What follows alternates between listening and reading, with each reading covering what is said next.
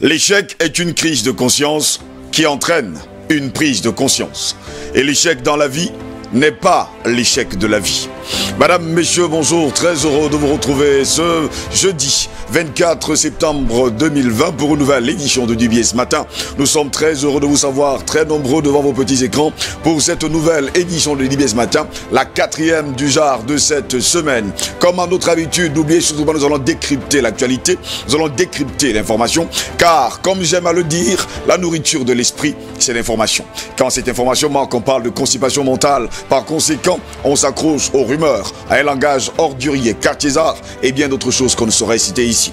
Hier, nous n'étions pas là pour cause de problèmes techniques, mais ce jour, ce jeudi, nous sommes là et nous resterons toujours avec vous. Dans les 4 coins de l'Afrique, eh bien bonjour l'Afrique, bonjour le monde entier. Nous sommes de tout cœur avec vous ce matin. Bon réveil, bienvenue à vous. Mes 2 mousquetaires sont là ce matin pour la revue de presse. Mangué Vernachus, good morning and welcome. Good morning, Steve, and good morning to our viewers this Thursday. How is it? Steve, I'm doing fine. And your family? We thank God we are doing fine. Are you sure that you are very, very fine? Steve, when you add the word very, no, it becomes complicated. It's complicated? We are doing fine, but not very, very fine. Not very, very fine. Yes, but you are fine. Steve, I'm fine. You are welcome. Thank you, Steve. Alain Diok, bonjour, bienvenue à vous. Bonjour Steve, bonjour également à tous nos téléspectateurs de ce matin. Je profite pour saluer une merveilleuse dame. Je l'appelle affectueusement Mamie Nounous, qui nous regarde tous les matins. Et elle me fait souvent la confidence que lorsque je passe à la télé, elle dit: monsieur, vous ne me voyez pas, je suis en train de vous dire bonjour. Et donc ça m'a tellement plu, elle m'a appelé, elle m'a dit ça. Et ça m'a vraiment touché. Et ce matin, je lui dis particulièrement bonjour. Maman qui déjà? Mamie Nounous. Mamie Nounous. Bon d'accord, j'espère que vous passez pas votre taille, Mamie Nounous, mais bon, vous allez bien quand même ce matin? Oui, je me porte très bien. Vous voyez l'embonpoint. Non, Là, n'est-ce pas? on espère que vous allez bien. Très bien. Vous n'êtes pas comme Mangué Vernachus qui me dit souvent: je vais bien, mais pas très très bien, on va pas le dire. Mais il va quand même très bien. Mesdames, messieurs, vous l'avez compris, c'est une nouvelle journée de nouvelles informations traitées par nos confrères de la presse écrite. Eh bien, allons voir justement ce que nous ont réservé nos confrères. C'est la première partie en langue anglaise avec Mangué Vernachus.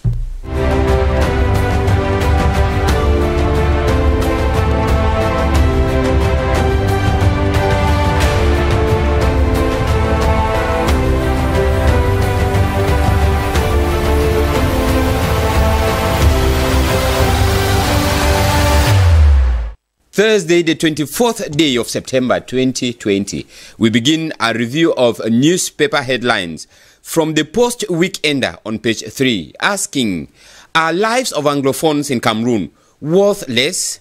While there were protests in Yaoundé, Douala and Bafoussam, no deaths were recorded, but as serenity reigned in the northwest and southwest regions, the paper tells us that over 10 persons were slaughtered in cold blood. Then still on page 3 we read that women's groups give a government and separatists a 30-day ultimatum for a ceasefire. Then on page 5 the paper talks of ethnic cleansing and Operation Bamenda Clean. We have all these stories in today's edition of the Post Weekender newspaper. We take the Guardian Post newspaper that opens today's edition with an interrogation for the MRC party. What next after September 22nd protest? On page 3, the paper says, while the MRC has it that protests will continue till December when regional elections is slated, pundits are beginning to wonder if the party's street protest approach will yield any fruits. Then on page 2, we read that managers and other stakeholders of public enterprises have been drilled on the mechanism and functioning of the Supreme State Audit Office. This, as the paper informs us, was within the context of the ongoing 9th edition of the Fair on Government's Action, known by its French acronym as SAGO, at the Yaoundé Multipurpose Sports Complex. We take the government's own Cameroon Tribune that has their interest in upcoming regional elections, telling us that a score of political parties are going to participate in the elections with over 2,400 voters registered, 24 divisions presenting at least 2 lists in competition for traditional rulers. For divisional delegates, the paper tells us that there is a competition in 27 constituencies. On pages 4 to 5, the paper says These informations were given by the Director General of Elecam a day after the deadline for submission of files. In education news, the paper tells us that reopening modalities in the secondary education have been made public. Speaking at a ceremony to officially launch the opening of the 2020-2021 academic year, Minister Nalova Lyonga said classrooms will have 50 students. And the paper tells us that the minister insisted that schools will respect midday hours and social distancing rules will be consolidated. On pages 16 to 17, we read that the minister equally used the occasion to give an inaugural lesson for the new school year. On page 13, on health news, Cameroon Tribune tells us that the fear and stigma of COVID-19 pandemic is dwindling 7 months after the outbreak of the pandemic. The paper tells us that the embarrassment and disgrace faced by suspected or COVID-19 patients is gradually being forgotten.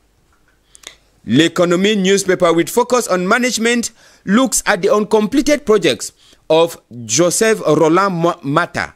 On page 2, the paper says he was appointed on May 8, 2020 by a presidential decree to the post of the President of Chamber of Agriculture, Fisheries, Livestock and Forestry. And the paper tells us that this native of Bumba Ngoko died yesterday in Tunisia.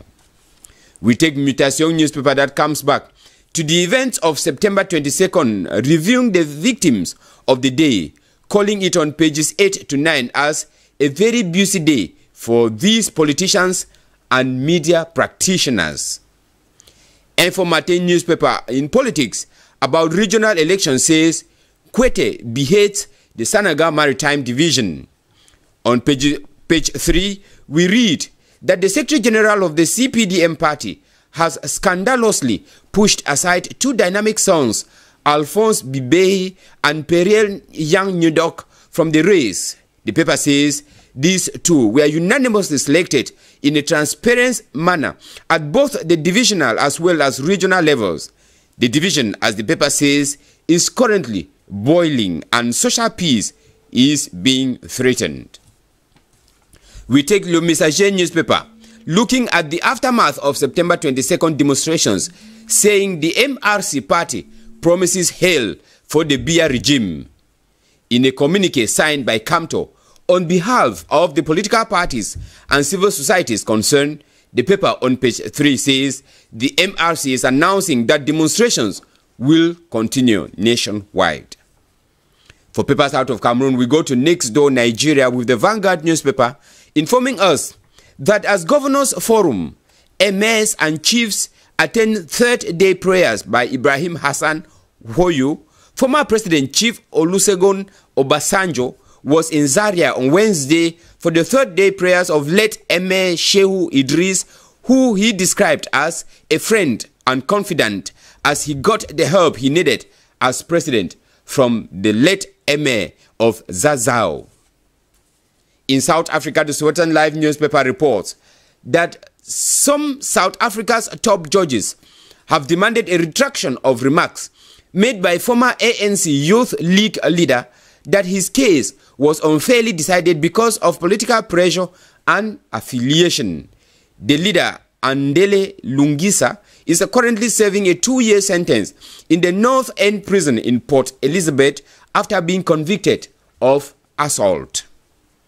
In East Africa, the Herald newspaper in Zimbabwe says the sound bilateral relations between Zimbabwe and Equatorial Guinea are set to reach new height after the leader of the oil-rich West African nation, Teodoro Obiangema Mbasogo, yesterday dispatched a high-powered 10-member delegation to Harare for consultation with Zimbabwean authorities. The New Times newspaper in Rwanda reports that factors that have been causing the low quality of financial statements over the 5 past years in water and sanitation cooperation and solutions to address them were well discussed and explained during the PAC public hearing. During the audit of the financial statements for the year ended June 2018, it was noted that WASAC financial reporting system did not improve to address flaws reported from previous years. In Kenya, the Nation newspaper says the Copyright Agency has alerted law enforcers about cash leakages discovered in organizations that collect musicians' royalties, signaling a time of reckoning for those who have been pilfering artist money.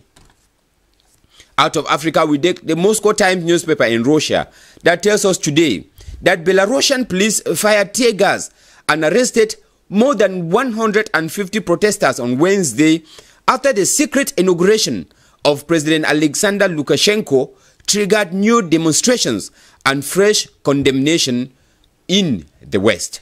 Steve, these are some of the papers that we have from Cameroon, Africa, and papers out of Africa for this Thursday.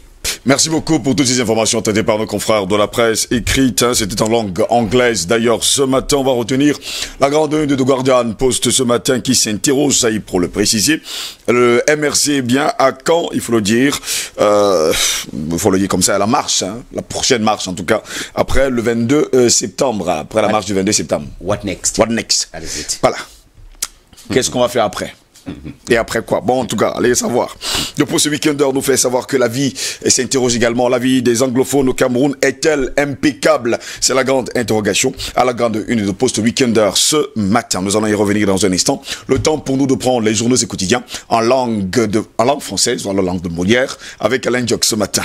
Commençons justement par Cameroun Tribune qui nous fait savoir à sa grande une concernant les candidatures au régional avec les chiffres qui parlent. Une dizaine de partis politiques postulent donc, environ 2400 électeurs enregistrés, 24 départements présents, au moins 2 listes en compétition chez les chefs traditionnels. Pour les délégués départementaux, il y a concurrence dans 27 circonscriptions. L'information est donc révélée hier par le directeur général des élections au lendemain de la date limite des dépôts. Le dossier nous fait savoir Cameroun Tribune de ce matin. Info Matin, le quotidien de Dieudonné indique que Kouété décapite la Sanaga maritime dans les régionales. En tout cas, selon le journal, le secrétaire général du comité central du parti de Paul Biya a scandaleusement écarté 2 dynamiques fils, Alphonse Bibé et Perial Jean Nyodok, de la course, pourtant choisi de façon unanime et en toute transparence tant au niveau départemental que régional. Les départements désormais en ébullition et justement la paix sociale menacée, nous fait savoir le journal. Le quotidien Mutation passe donc au pavillon des victimes des événements du 22 septembre. On peut citer quelques figures, notre confrère Polycarpe Essomba, le professeur Maurice Kamto, Bibou Nissak, entre autres. Le journal évoque en page 8-9 la journée mouvementée de ces hommes politiques et hommes de médias.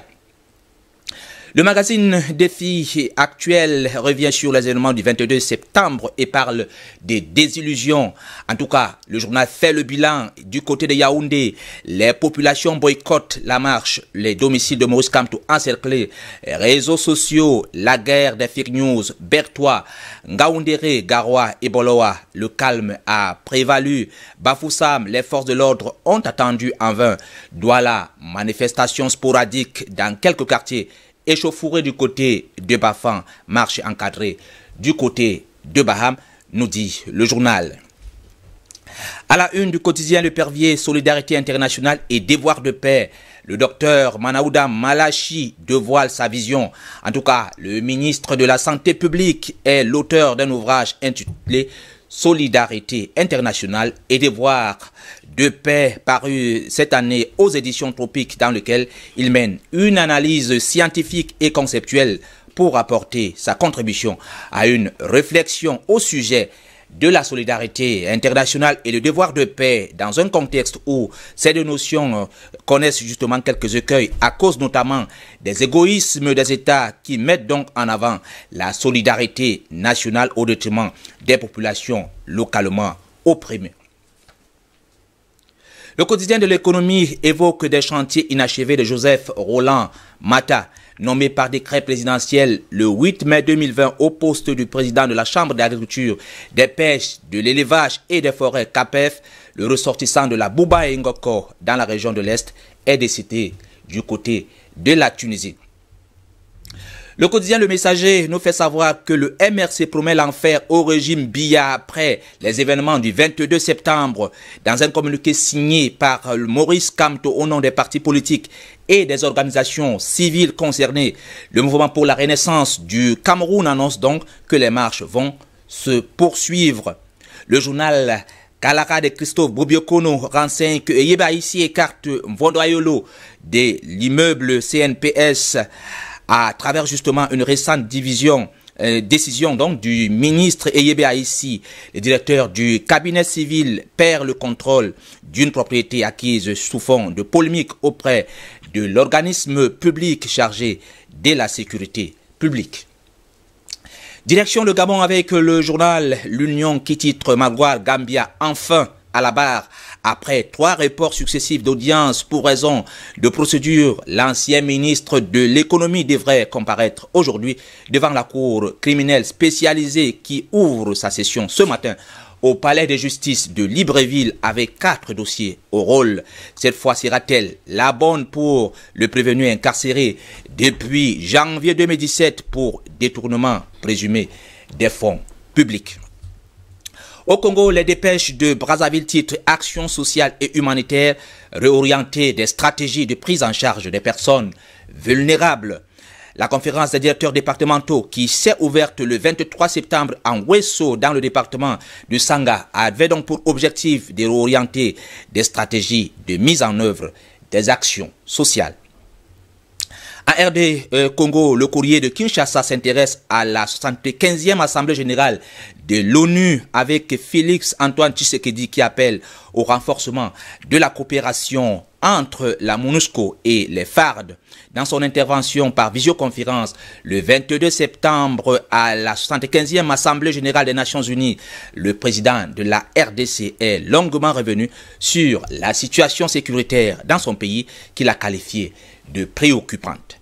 Direction la France avec le journal Le Monde qui titre Europe qui veut donc refonder sa politique migratoire. En effet, la Commission européenne devait présenter mercredi un projet de pacte pour la migration pour surmonter justement les divisions apparues depuis 2015. Terminons par le quotidien sportif L'équipe qui parle des transferts et nous renseigne que ça bouge enfin. À 12 jours de la clôture du marché de transfert, les clubs de Ligue 1 cherchent à ajuster leurs effectifs. Paris, Reims et Lyon devraient enregistrer plusieurs arrivées, nous fait savoir le journal. Voilà Steve, les différents sujets traités par la presse ce matin. Le reste, c'est un kiosque ou chez votre marchand de journaux. Il faut toujours le rappeler, le reste, c'est un kiosque ou encore chez votre marchand de journaux. Les journaux coûtent sur le continent africain entre 300 et 400 francs CFA dans certains pays d'ailleurs. C'est 200 francs CFA et magazine, c'est entre 1000 et 1500 francs CFA, bon, jusqu'à 2000 francs. Et ça il peut y arriver va également. Justement de la survie de la presse. Oui, quelle belle chose que la lecture, hein. Oui. Ouais, il faut pas préciser par ailleurs, j'aime bien le dire, quelle belle chose que la lecture. Il faut toujours lire parce qu'il y a pas mal d'informations dans la lecture. Messieurs, revenons justement à nos moutons ce matin concernant justement tout ce qui se passe sur le triangle national camerounais. Commençons déjà par parler du Cameroun. Événement du 22 septembre au pavillon des victimes. C'est ce que titrait d'ailleurs Mutation ce matin. Oui, disons que Mutation revient sur, il y a eu, vous savez que il y a toujours des dégâts collatéraux lorsqu'il y a justement des manifestations et on devait s'attendre justement en principe que ceux qui organisent doivent s'attendre à cela. Doivent s'attendre à cela. Quand même que il y en a toujours, peut-être nos confrères, il y en a plusieurs de nos confrères qui ont été arrêtés, par exemple Polycarpe Somba qui est Afrique Plus et qui travaille justement aussi les correspondants de RFI. Il y a aussi d'autres confrères qu'on a arrêtés, par exemple La Nouvelle Expression, il y a aussi d'autres qu'on a arrêtés. Et donc, ce sont des victimes collatérales qu'on, en principe, ils ne devraient pas être là. Mais compte tenu du travail, parce que eux ils sont à la recherche de l'information, et là, ils sont tombés dans le mail des policiers, en tout cas des forces de l'ordre, qui ne voulaient pas à un moment donné que certaines personnes essayent d'avoir certaines informations. Et donc, il y a aussi autre chose qu'on doit relever. Vous savez, tout ce qu'on fait est à la lettre suivie. Et donc, il y a certains médias aussi qui ont pas mal des problèmes avec les forces de l'ordre. Parce qu'il y a les forces de l'ordre, parce que quand on cause avec eux, ils ont le sentiment qu'ils sont tout le temps jetés à la verdict populaire. Et donc, quand ils rencontrent justement, ces hommes qui travaillent dans ces médias, ça crée souvent des échauffourées et on a souvent des résultats que nous connaissons. On vous a compris parfaitement et pendant ce temps, eh bien, The Guardian Post s'interroge ce matin, what next after September 22 protest? Actually, Steve, you know, when, you know, around the 20th, 21st, everybody was just asking what 22nd would look like. You know, information was circulating on social media that people should stock their home, buy food, buy things and keep in the house because nobody knew what would happen after the 22nd. But we realized that the 22nd came and went just like any other day. Normally, very few cases of protest were recorded across the country. C'est vrai quand même que la majeure partie des boutiques étaient fermées. Nous sommes allés jusqu'au marché central, à quoi, un peu partout d'ailleurs dans la ville. On a trouvé que tout était fermé. That was that fear that everybody did not know what may happen on that 22nd. But at si ce n'était pas un mot d'ordre, ça pouvait également être un mot d'ordre pour dire aux uns aux autres fermez vos boutiques. Well.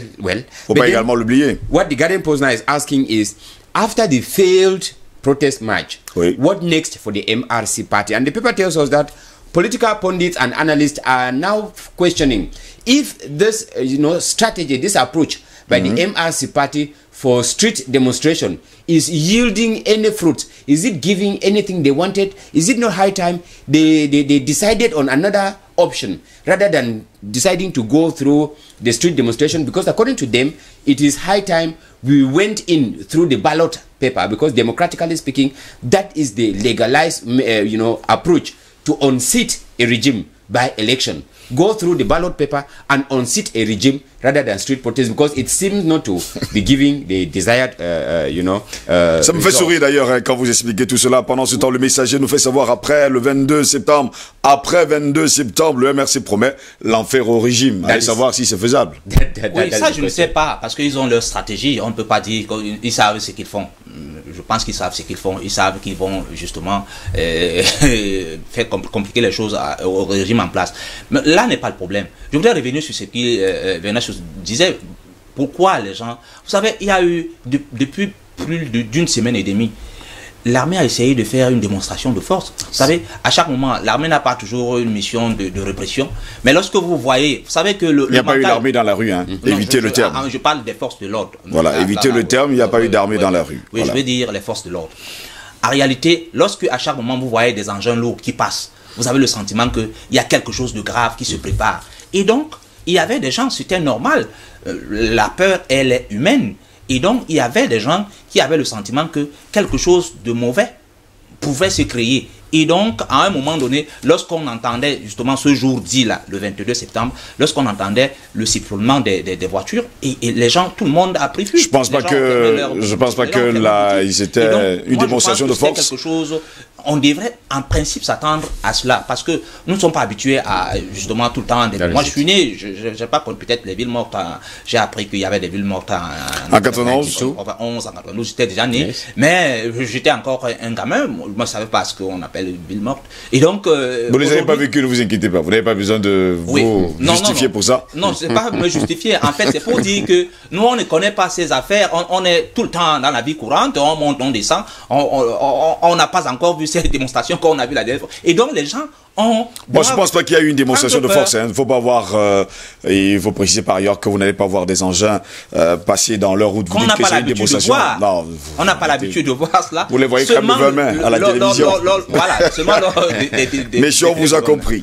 Et pendant ce temps, messieurs, jusqu'à preuve le contraire, défi actuel, titre à sa grande une ce matin, 22 septembre, la désillusion. En tout cas, c'était pour beaucoup de nos confrères un flop le 22 septembre. Actually, that's why many people, you know, they found themselves actually, you know, disappointed, because they expected some kind of... Remember before then, I was reading the Municipal Update newspaper, and they were saying that they are foreseeing a firework in the nation, because preparations were heated.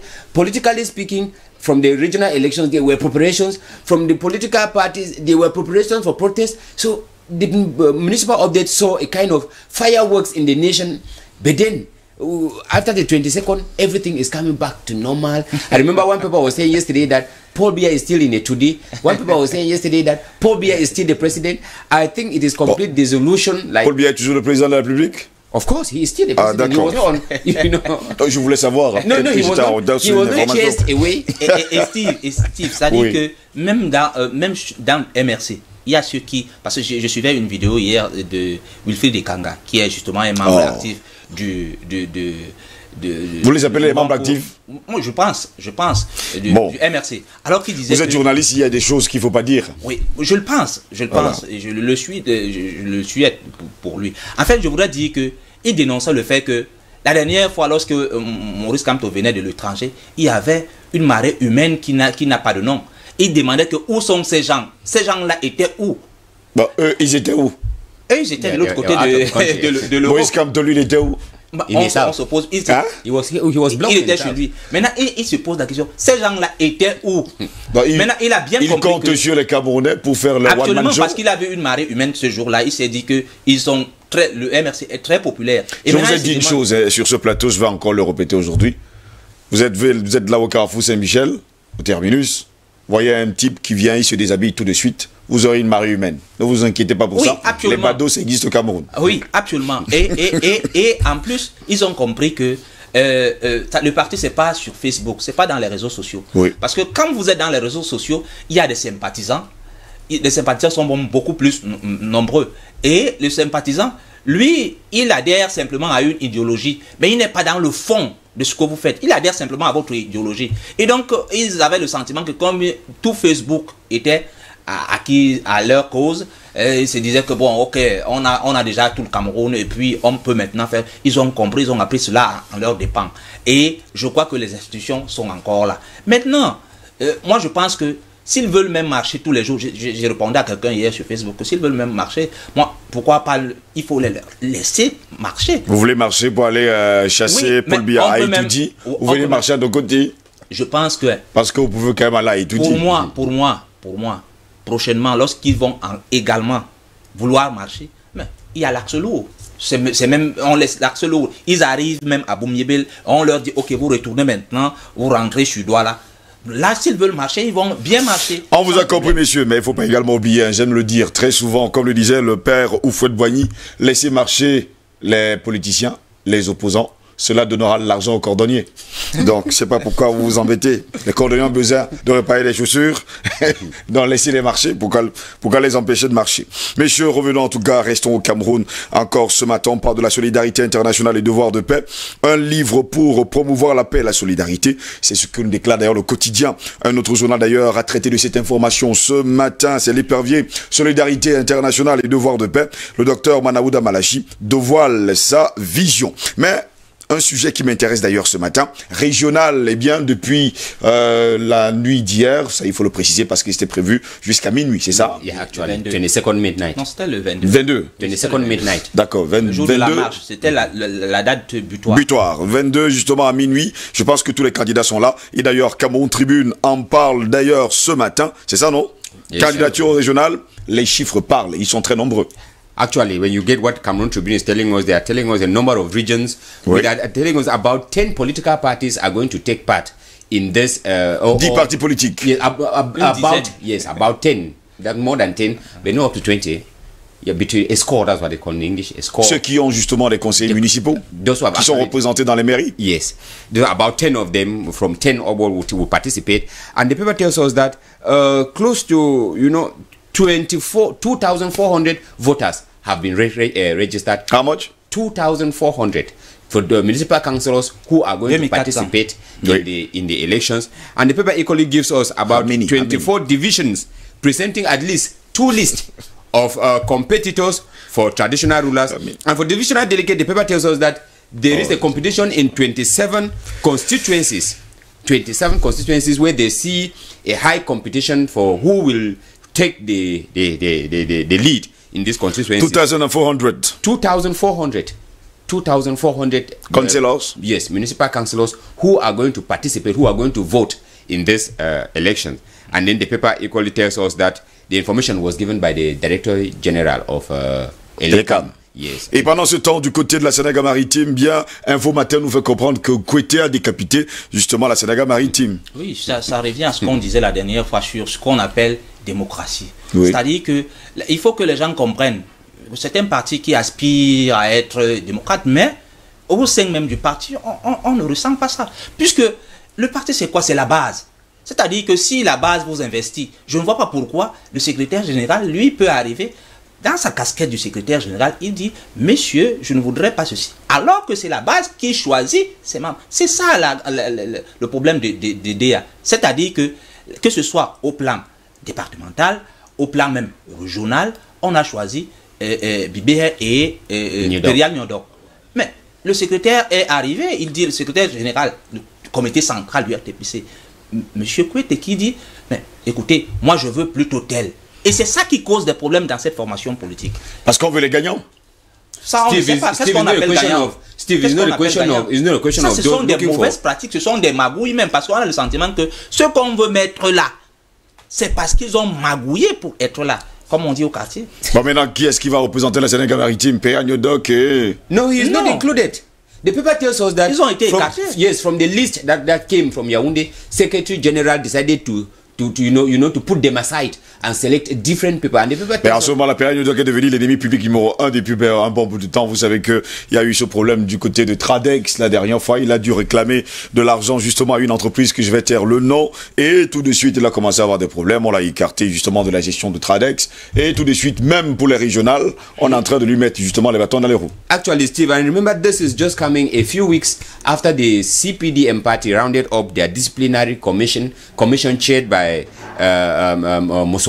Oui. And this commission, instead of solving cases of indiscipline within the party, is proving to be producing another scene of discontent of disagreement within the party, because from what is happening after this disciplinary commission, what the party is again carrying out in the field concerning this regional election, I think that they are ending up splitting the party than uniting the party, because people cannot come. What is the function of the primaries? What is the function of the investitures when people come into their various cells and decide to select their own candidate? Remember what the paper is telling us, that they were chosen unanimously and in a transparent manner by the members of the party, militants of the party, and then the central committee comes and imposes its own members. How democratic is that?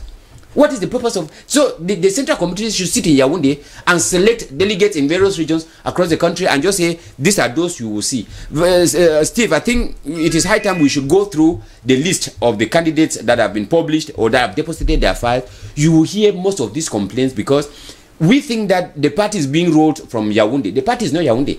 The party is from the grassroots. Messieurs, on vous a compris parfaitement. Vous nous faites comprendre que jusqu'à preuve de contraire, il faut suivre les règles. Et le parti, ce n'est pas Yaoundé. Le parti, c'est justement la base.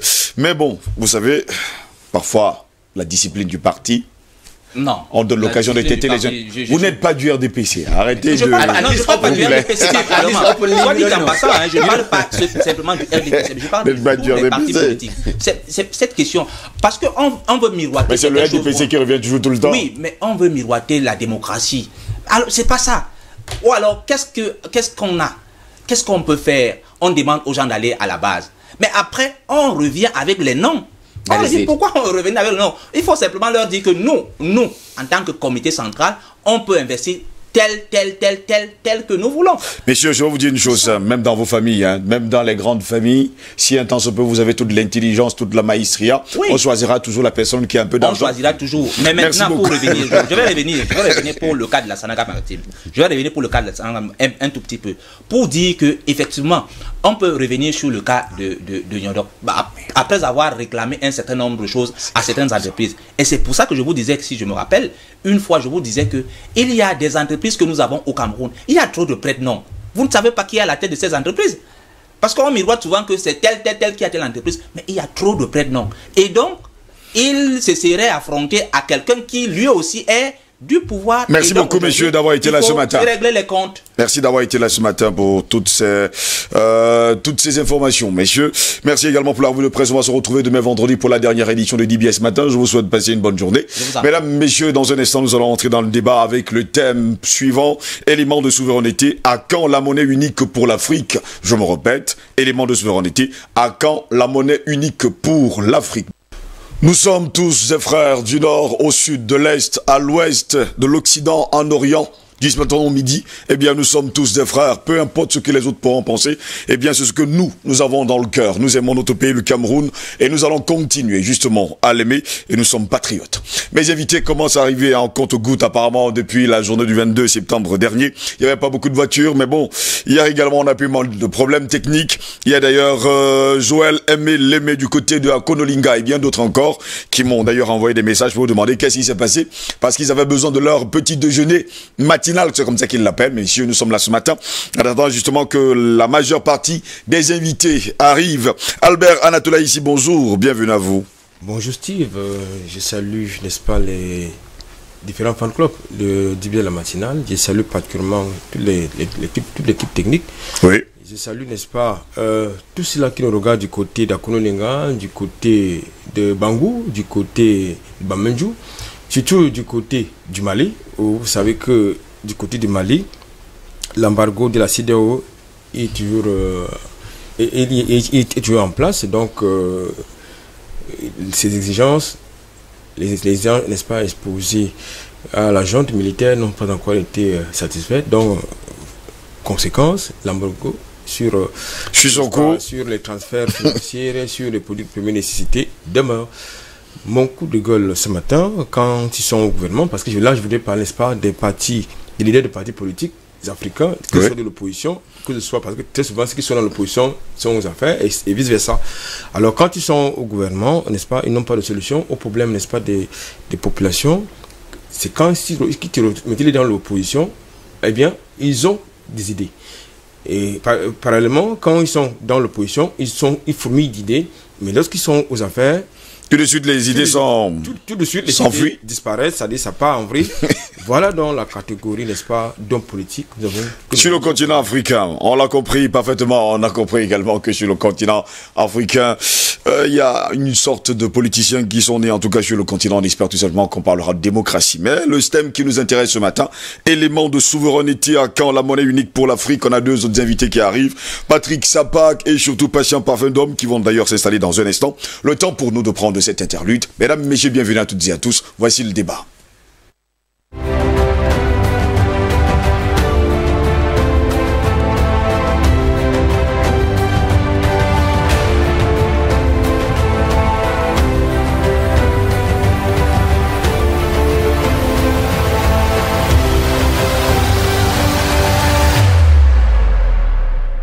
De souveraineté à quand une monnaie unique pour l'Afrique? C'est notre grande interrogation de ce jeudi 24 septembre de l'an de grâce 2020. Commençons déjà par parler de cette monnaie. L'objectif d'une monnaie africaine et surtout commune est depuis longtemps l'un des piliers de l'unité africaine, un symbole de dynamisme qui, l'espère, ses partisans, émergera des efforts d'intégration du continent. Jusqu'alors en vieillesse et surtout en veilleuse, le projet de faire de la création d'une monnaie africaine unique l'un des objectifs de l'organisation de l'unité africaine établie en 1963 a retrouvé le devant de la scène. C'était en 2001 lorsque les 53 pays membres de l'OUA ont convenu de la remplacer par l'Union africaine. Celle-ci a pour mandat non seulement d'assurer, à l'instar de son prédécesseur, l'unité politique et économique du continent, mais aussi de relever les défis de la mondialisation. En août 2003, l'Association des gouverneurs des banques centrales africaines avait annoncé qu'elle chercherait à mettre en place une monnaie unique et une banque centrale commune d'ici à 2021. Seulement, dans quelques mois, nous serons justement en 2021 et rien n'a encore été fait. Rien n'a encore fuité. La stratégie de l'Union africaine repose sur la création préalable d'unions monétaires dans les 5 communautés économiques régionales existantes. Les unions régionales constitueraient une étape intermédiaire vers la mise en place d'une banque centrale et d'une monnaie africaine. Une initiative qui a des conséquences économiques et politiques aussi importantes pour l'ensemble du continent et qui mérite d'ailleurs d'être examinée de près. Pourtant, il faut le préciser, très peu d'études ont été consacrées jusqu'à présent au bien fondé et surtout à la faisabilité de ce projet. C'est pourquoi nous en avons entrepris l'évaluation ce jeudi en nous appuyant sur un modèle unique qui intègre l'idée de la symétrie des chocs. Les chocs non pas il faut le dire, le même impact sur tous les pays d'une union monétaire et l'absence due à une médiocre gouvernance d'institutions capables de mettre la banque centrale à l'abri de pression en faveur du financement des déficits et surtout de la conduite d'une politique monétaire trop expansionniste. Nos conclusions, il faut le dire, présentées dans un livre qui sera bien sûr publié par le Booking Institution, remettront justement fortement en cause la faisabilité et le bien fondé d'un tel projet. À quand donc une monnaie commune à l'Afrique? C'est notre grande interrogation ce matin, quand on sait que depuis le 2003, eh bien, le projet est sur la table. 18 ans, ils avaient promis qu'en 2021, on aura une monnaie commune pour toute l'Afrique. Malheureusement, Albert Anatola ici, dans quelques mois, nous serons en 2021. Oui, écoutez, il faut déjà indiquer que pour arriver à une monnaie, oui, une monnaie continentale, vous avez bien souligné, il faut d'abord une convergence politique. Ce qui n'est pas encore le cas sur le continent africain. Il faut une intégration continentale, oui, ce qui n'est pas encore le cas sur le continent africain.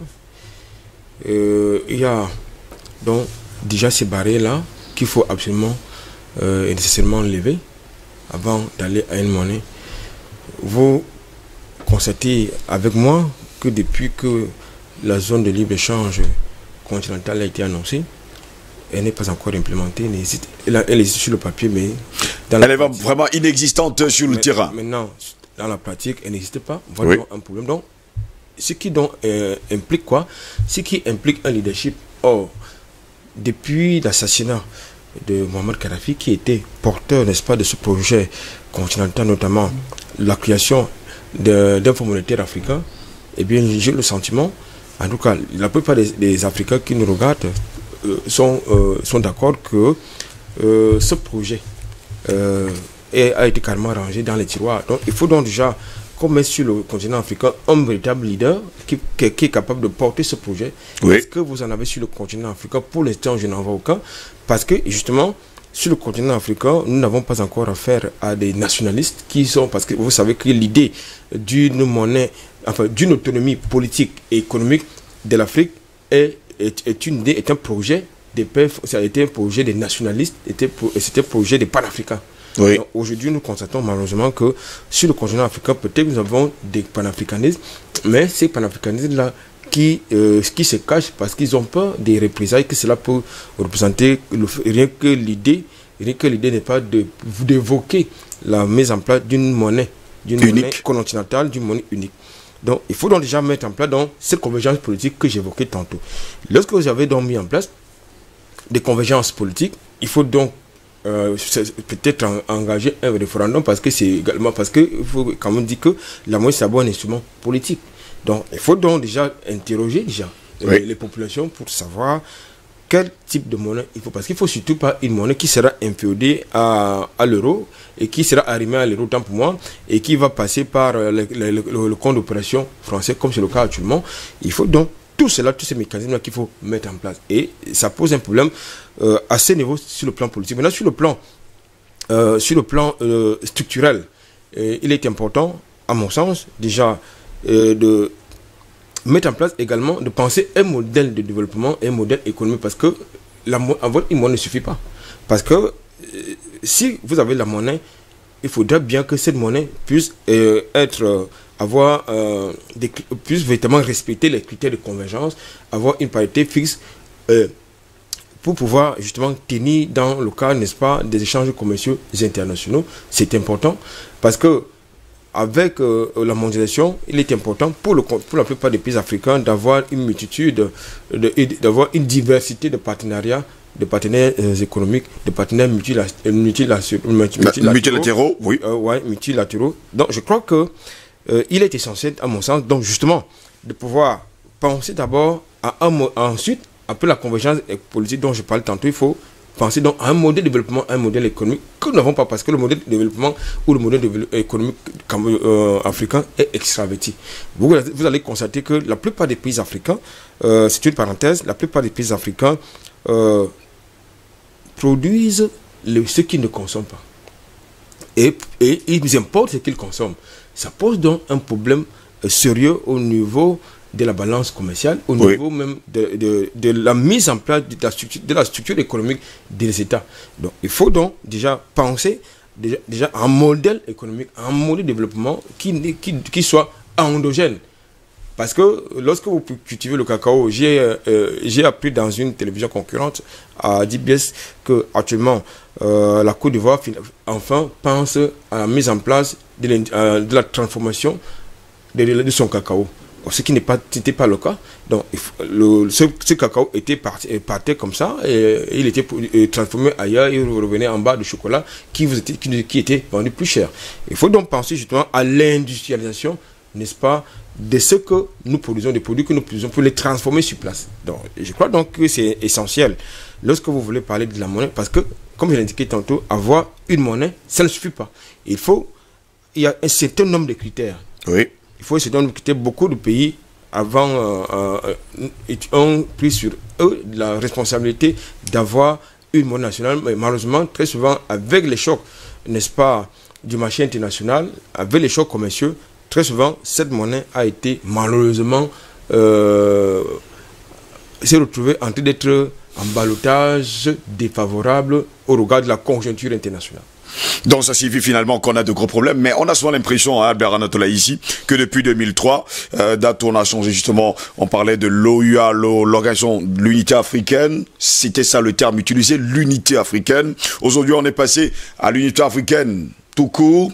On a également parlé de la monnaie unique pour l'Afrique, mais ça date de 2003. On a l'impression que, jusqu'à preuve de contraire, du côté de l'Union africaine, à Addis Abeba, on dit des choses, mais qu'on ne réalise pas. Ou alors qu'on ne peut pas carrément réaliser. Écoutez, déjà, nous avons l'habitude de le dire dans le cadre de ce plateau, de cette tribune, de savoir que déjà l'Union africaine n'est pas financée. Elle n'est pas financée par les pays africains qui en sont des membres. L'Union africaine est financée par l'Union européenne, donc par des forces qui peuvent influencer sa politique continentale. Et lorsque vous n'avez pas déjà cette autonomie politique, cette autonomie financière, ça pose un problème au niveau du casting, au niveau de la mise en place des concepts, parce que je pense que là, nous sommes encore dans le cadre des concepts qui ne sont pas encore implémentés. Deuxième chose, vous avez des agrégats de communautés. Vous avez la CEDEAO en Afrique de l'Ouest, vous avez la CEMAC en Afrique centrale. Bon, quand vous n'arrivez pas déjà à vous entendre à l'intérieur même de la sous-région, alors ça pose un problème. Deuxième chose, vous ne pouvez pas parler de souveraineté monétaire lorsque par exemple vous avez une banque africaine qui a comme actionnaire majoritaire après le Nigeria, vous avez les États-Unis. Ça pose un problème. Vous avez l'Union européenne qui se trouve également à l'intérieur, comme actionnaire, à l'intérieur de l'Union, de la Banque africaine de développement. Je pense qu'il faut justement, et la réciprocité n'existe pas. Vous n'allez pas voir un pays africain ou à tout au moins une banque africaine qui est actionnaire du côté de la Banque européenne.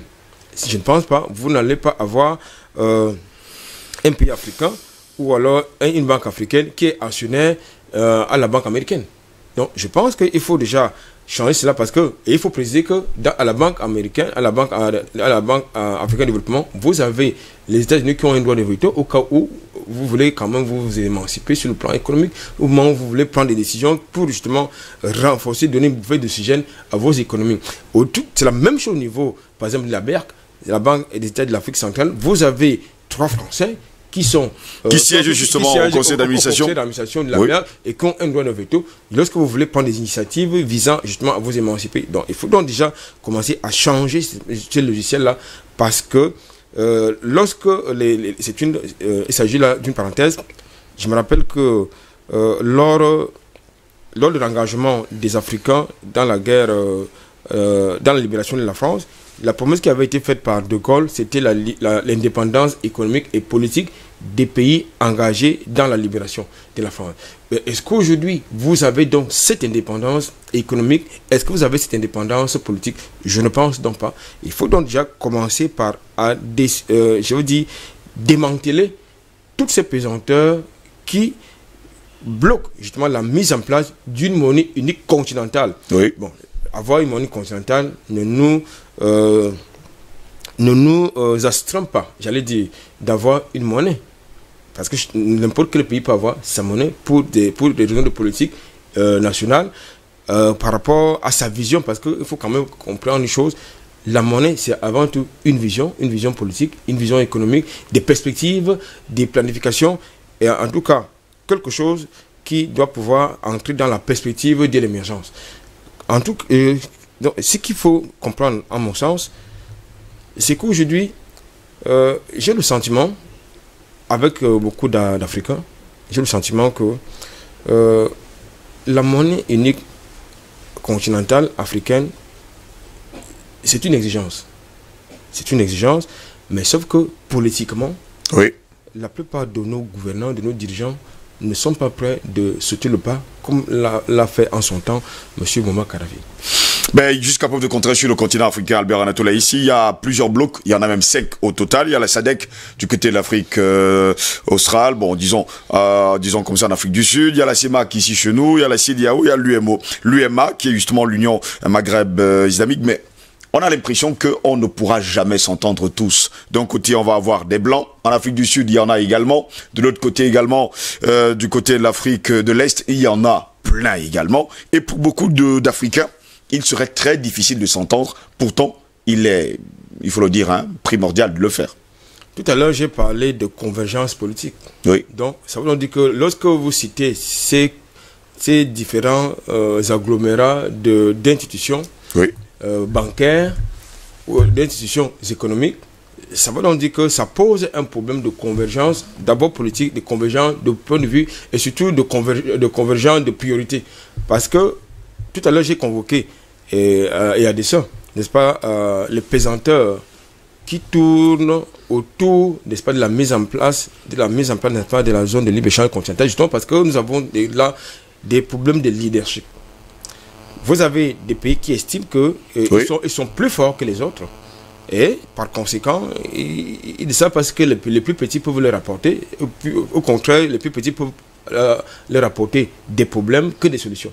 Donc, je pense qu'il s'agit, à mon sens, de quelque chose, d'un projet, d'une politique qui doit être pressant, qui doit être bien pensée, qui doit être encadrée d'abord par des dirigeants, je ne suis pas des chefs d'État, oui, avec leurs différents techniciens, parce que la monnaie, c'est avant tout une affaire des techniciens que des politiciens, même si, il faut le dire, c'est le politique qui est la primauté dans la mise en place de ce projet.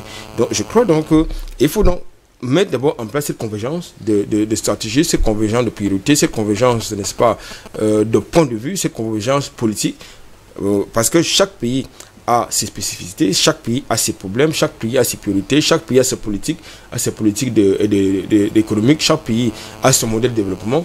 Si du moins ça existe dans ces pays-là, comme il indiqué tantôt, il s'agit très souvent des modèles extravertis, des modèles qui ne sont pas endogènes, qui ne sont pas inclusifs. Donc, je crois donc qu'il faut d'abord régler ces problèmes-là, c'est-à-dire éviter l'émiettement des organisations sous-régionales d'abord, parce que ça disperse. Vous conviendrez avec moi que le franc CFA qui est utilisé en zone CEMAC, c'est pas la même monnaie, c'est pas la même monnaie qui est utilisée du côté de la Côte d'Ivoire. Il y a déjà une divergence à ce niveau. Oui. Il faut donc absolument harmoniser tout cela, parce que aujourd'hui en Europe, ils ont l'euro. Que vous soyez au Canada, que vous soyez, je veux dire, en Grande-Bretagne, que vous soyez en la Grande-Bretagne qui est sortie d'ailleurs de l'Union Européenne, ça il faut le préciser. Oui, ils sont sortis, mais pas totalement, ils continuent encore en tout cas d'utiliser l'euro. Bon, que vous soyez en Belgique, que vous soyez en Allemagne, l'euro a la même valeur en tout cas, quand vous êtes dans la zone euro, c'est la même monnaie. Donc, il est donc, à mon sens, inconcevable, par exemple, que le franc CFA, qui, vous le savez, n'est pas une monnaie, qui est utilisé en zone CEMAC, n'a pas la même valeur qu'en zone UEMOA ou en zone UEMOA. Il y a donc un problème. Il y a donc un gros problème. En tout cas, on va lire quelques messages sur WhatsApp d'abord. Bonjour le panel. À quand la monnaie unique de l'Afrique? Eh bien, cette monnaie sera disponible quand le dirigeant incapable se dissoudra. Et aussi quand ce Judas de Ouattara de France. C'est bizarre, nos chefs d'État actuels sont tellement lâches. Vincent de Pucara, au nord du Togo.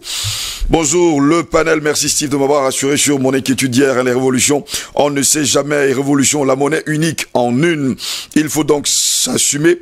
Et ici, le courage doit vaincre la peur et l'hésitation de nos dirigeants. Et là encore, ils observent bien la thèse selon laquelle la révolution commence par ceux qui l'ont provoquée. Joël Aimé Lémé, depuis à Konolinga. Ici sur Facebook, là déjà j'ai Ikoum Patrick Yadea, Marianne Goponi qui dit bonjour monsieur Aïssi, Ikoum Patrick qui dit bonjour à toute la communauté de DBS ce matin. Solange Morel qui nous écrit, nous déclare que vous voulez nous dire que depuis 75 ans, les intellectuels africains n'ont pas réfléchi à changer la monnaie un jour. Même au ministère des Finances, on trouve des Français, si ma mémoire est bonne. C'est ce qu'elle déclare d'ailleurs ce matin.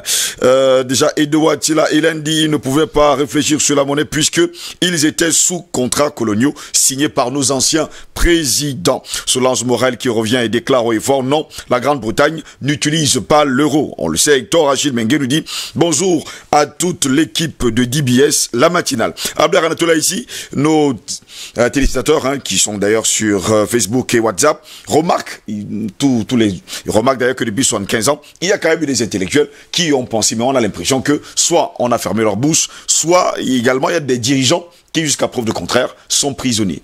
Non, je vous ai dit que ça dépend de ce que vous entendez par intellectuel, parce que... Oui, bon, on a souvent dit ici que ce n'est pas n'importe qui est intellectuel, on vous comprend parfaitement. Voilà, ça dépend de ce que vous entendez par intellectuel, mais écoutez, sur le continent africain, il y a beaucoup d'intellectuels qui ont commis des ouvrages dans ce sens-là. Il y a d'autres qui ont commis des travaux, mais ils ont fait des propositions, ils ont fait ce qu'ils avaient à faire pour 7 ans. Maintenant, il appartient aux politiques de décider cela, d'implémenter cela. Ça, c'est important. Mais sauf que vous savez que la pratique politique sur le continent africain, c'est différent de ce qui se passe de l'autre côté de l'Atlantique ou bien de la Méditerranée. Donc, je crois que, comme il a dit tout à l'heure, c'est un problème de leadership. Il faut quelqu'un qui soit capable, qui soit courageux, qui soit capable justement de pouvoir porter ce projet. Oui. Vous vous souvenez que même déjà au sein, disons, de la sous-région CEMAC, il y a beaucoup de présidents qui ne sont pas d'accord. Si M. Biya porte ce projet, je ne suis pas sûr qu'il sera suivi par ses pairs de la sous-région et vice-versa. Donc, vous voyez, donc, il y en a qui pensent que, comme M. Ouattara, qui pense que le franc CFA est tellement bon pour... C'est une très bonne monnaie avec son ami M. Ibeka Macky Sall, qui pense que c'est une très bonne monnaie, alors que la majorité, n'est-ce pas, des Africains pensent que le franc CFA, c'est tout sauf une monnaie. La preuve que vous ne pouvez pas aller, n'est-ce pas, au Trésor français avec cette monnaie, vous ne pouvez pas aller à la Banque de France avec cette monnaie, parce qu'elle n'est pas connue là-bas comme telle. Il faut donc mettre en place justement, il faut donc un leadership et comme je l'ai indiqué tantôt, je voudrais le redire, il faut un leadership. Et je pense que c'est un projet qui ne peut être porté que par des nationalistes. Parce que ces gens qui sont encore dans la France-Afrique ne peuvent pas avoir le courage de porter un tel projet. Parce que il semble que ça contient des risques. Mais il n'y a pas de révolution sans risque. Il n'y a pas de révolution sans risque. Et nous savons tous que lorsque dans la balance commerciale, dans nos transactions commerciales, la plupart des pays africains qui utilisent le franc CFA sont perdants. Ils ont dit que lorsque vous allez en Chine, par exemple, acheter une aiguille, il faut que la France vous donne l'autorisation d'aller cette aiguille. Et puis c'est la France qui règle la facture. Ça passe, et ça c'est important de le savoir. C'est la France qui règle cette facture-là. Et avec toutes les dividendes que cela comporte. Donc c'est beaucoup d'argent qui est pompé dans la plupart des pays africains qui utilisent justement le franc CFA. Donc je pense, en mon sens, que c'est une problématique qui a été mise en place, mais ce sera réglé, peut-être pas par cette génération de chefs d'État, ce sera peut-être réglé par d'autres, parce que ceux qui nous gouvernent pour la plupart sont vieillissants. Donc je crois que s'il y a un changement d'homme à la tête des États, à la tête des États, du moins pour ceux qui nous gouvernent, et que c'est l'arrivée des nationalistes, eh bien, je crois qu'il y aura quelque chose de nouveau. Bon, j'espère que les embouteillages commencent à s'effriter du côté de Ndokoti, nos invités commencent à arriver. Patient Parfait d'homme, bonjour, on vous accueille comme ça, brutalement. Bienvenue à vous. Bonjour Steve, bonjour à l'homme au triple A, bonjour à nos nombreux téléspectateurs à travers le monde. Et nos excuses pour ce léger retard. Ce sont les vicissitudes du trafic de la grande ville de Douala. Merci pour cette invitation. Bon, justement, nous sommes en train de parler d'un sujet qui intéresse d'ailleurs pas mal d'Africains qui sont connectés justement en train de nous regarder ce matin. C'est élément de souveraineté. À quand la monnaie unique pour l'Afrique? Jusqu'à preuve de contraire pour Albert Anatola ici. Il n'y a pas réellement de convergence. On a même également une zone de libre-échange sur le continent africain qui n'a pas encore réellement été implantée et surtout implémentée. Et pendant ce temps, depuis 2003, eh bien, l'Union africaine avait promis qu'en 2021, l'Afrique tout entière aura une seule et même monnaie. Seulement, ça va faire bientôt 18 ans. Eh bien, le projet est toujours dans les tiroirs. Je pense que c'est regrettable que nos différents responsables, en fait, ceux qui sont aux affaires pour le moment, n'aient pas aussi au même rythme que la musique de l'Afrique profonde. Cette musique de l'Afrique profonde demande tout simplement que l'Afrique puisse acquérir une souveraineté totale, une liberté et une indépendance totale. Et cette liberté et cette indépendance totale, cette souveraineté entière, passe forcément par la capacité de l'Afrique de pouvoir avoir sa propre monnaie. Les lenteurs sont diverses. Et les lenteurs, on peut les identifier. D'abord, le premier blocage que nous avons, c'est la stabilité politique de nos États. Nos États manquent cruellement de stabilité politique. Quand je reviens de temps en temps sur le thème d'un consensus qu'il faut au niveau de nos différents États pour essayer d'aller de l'avant, ce n'est pas fortuit. Et les États qui sont aussi instables sur le plan politique ont du mal à opérer un certain type de changement qu'ils veulent pour le bonheur de leur propre peuple. Et je crois que c'est l'un de nos tendons d'Achille. On ne peut pas non plus oublier que nous avons quand même à la tête de nos États une bonne partie de nos dirigeants en réalité qui sont les hommes riches de l'Occident. Pour qui une monnaie unique africaine, ça veut dire que c'est une possibilité pour l'Afrique de fédérer complètement, de mettre en synergie ses économies. Et cela aura pour conséquence des orientations et des plans directeurs qui sont communs à l'Afrique du point de vue de la politique économique de notre continent. Oui. C'est un casse-tête chinois terrible et un cauchemar pour ceux qui ont intérêt à ce que l'Afrique continue d'être balkanisée, charcutée, mis en charpie. C'est clair actuellement. Donc, il faudra forcément que... c'est pour ça que je pense, dans un premier temps, pour des solutions sous-régionales. Une solution globale africaine va poser d'énormes problèmes, des casse-têtes. On va vous expliquer que les économistes nous disent que les différentes économies des différents pays ne sont pas au même niveau, donc il y aura des problèmes de décalage, il y aura des problèmes de ceci, de cela. Et comme nos économistes savent nous expliquer l'inexplicable, ils vont finir par convaincre les décideurs politiques que, attendez, on ne peut pas encore aller vers une monnaie unique, donc vers des économies qui seront presque qui auront la même politique, parce qu'il y a encore beaucoup de déphasage et de décalage par rapport aux économies des pays tiers. Oui. Bon, c'est pour ça que moi je pense, une fois de plus, pour ce que j'appelle une unité politique sous-régionale dans un premier temps. Parce que quand on prend par exemple des zones en dehors de l'Afrique du Nord, où chacun, c'est le nationaliste chevelé, est frileux par rapport à des questions de souveraineté, où il y a le Maroc qui a une politique qui n'est pas celle de l'Algérie, l'Algérie qui a une politique qui n'est pas celle de l'Égypte, de l'Égypte ni de la Tunisie, où vraiment c'est un peu difficile. Mais je pense que même là-bas, s'il y a un coup d'accélérateur qui a fait au niveau du sud du Sahara, ils vont comprendre la nécessité d'aller rapidement vers cette monnaie africaine. Mais au niveau de l'Afrique du Sud-Sahara, grosso modo, on a deux grands pôles, plus les pays anglophones que sont le Nigeria, le Ghana, et des pays comme la Sierra Leone et le Libéria. Le Libéria. Mais au-delà au niveau au sud du Sahara, nous avons deux grandes entités qui sont sous la domination du franc CFA. Elles ont déjà l'expérience de pouvoir être en capacité ou bien de gérer le peu de souveraineté que leur concède la France par rapport à la gestion du franc CFA, des bribes du franc CFA qu'ils ont. Ça veut dire que la machine sait comment elle tourne pour gérer ces bribes-là. Ça veut dire que très rapidement, si les politiques décident de créer des monnaies, n'est-ce pas, souveraines dans ces sous-régions, ces équipes de technocrates seront déjà en mesure de gérer cette monnaie. Sinon, qui peut bien m'expliquer qu'avec tout ce que la CEDEAO, et la BCEAO et la BEAC a comme expert, a comme technicien, a comme technocrate, que ces gens-là sont incapables de gérer une monnaie, alors que le Ghana, lui, peut gérer sa propre monnaie. Ça pose quand même problème. Donc vous voyez comment le Ghana gère le CEDI. On nous explique même que... ça a été, il faut le préciser, depuis 2019, la meilleure monnaie du monde. Hein. Voilà, la mieux gérée. La mieux gérée. Voilà. Donc j'estime donc que nos technocrates, nos grands experts qui gèrent déjà la banque africaine, la banque de l'Afrique centrale, la banque d'Afrique de l'Ouest, et ils sont en mesure de gérer des monnaies dans ces deux régions-là. Commençons par là. Si nous avons déjà des monnaies sous-régionales, imaginons, rêvons, comme une sous-région comme l'Afrique centrale, puisque nous y sommes, a une monnaie unique.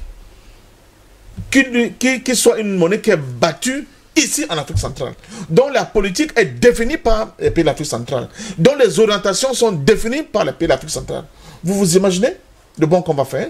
Donc on n'a plus besoin de compte d'opération, on n'a plus besoin de cette question de parité fixe en réalité qui n'est pas du tout bon pour nos économies quand on regarde le niveau de nos économies.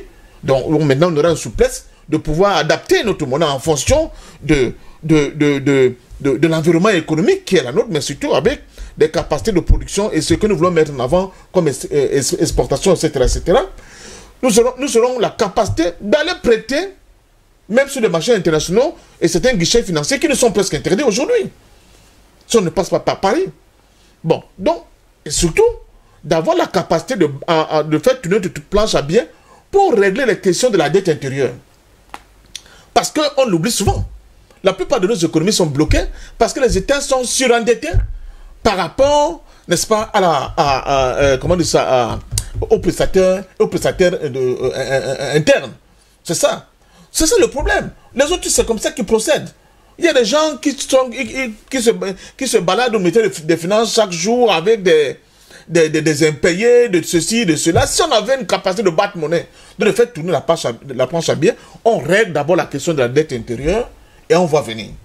Premièrement, donc, ça nous donne une bouffée d'oxygène pour pouvoir enfin respirer. Deuxièmement, on peut définir des politiques économiques communes.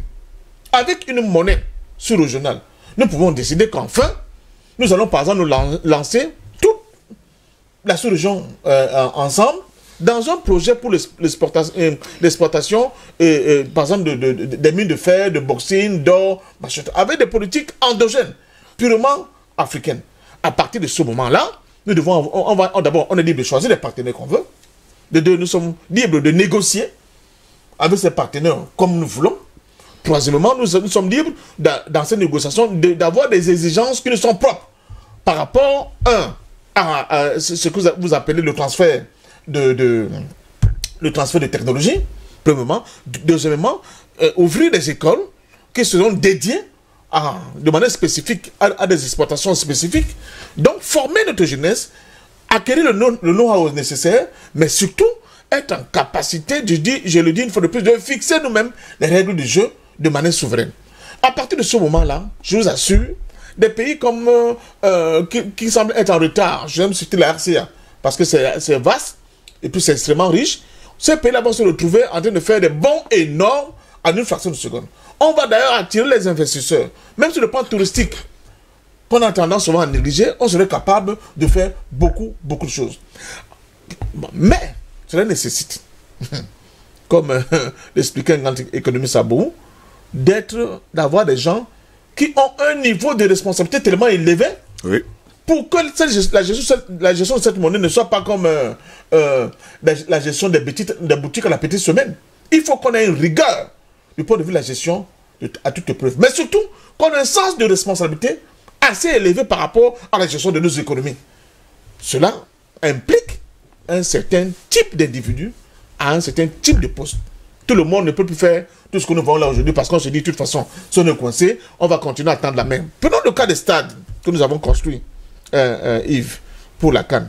Vous pensez vraiment que si nous étions des gens mûrs, gérant notre propre monnaie, ayant en conscience des incidences que certaines décisions, si elles sont mal assumées, si elles sont mal orientées, peuvent avoir comme impact dans notre économie, je crois que les gens ne s'amuseraient pas à jouer comme ça avec la fortune publique. On a vu des gens, n'est-ce pas, bousiller des milliers de milliards alors qu'ils savaient pertinemment que c'était sur le projet qui était foireux.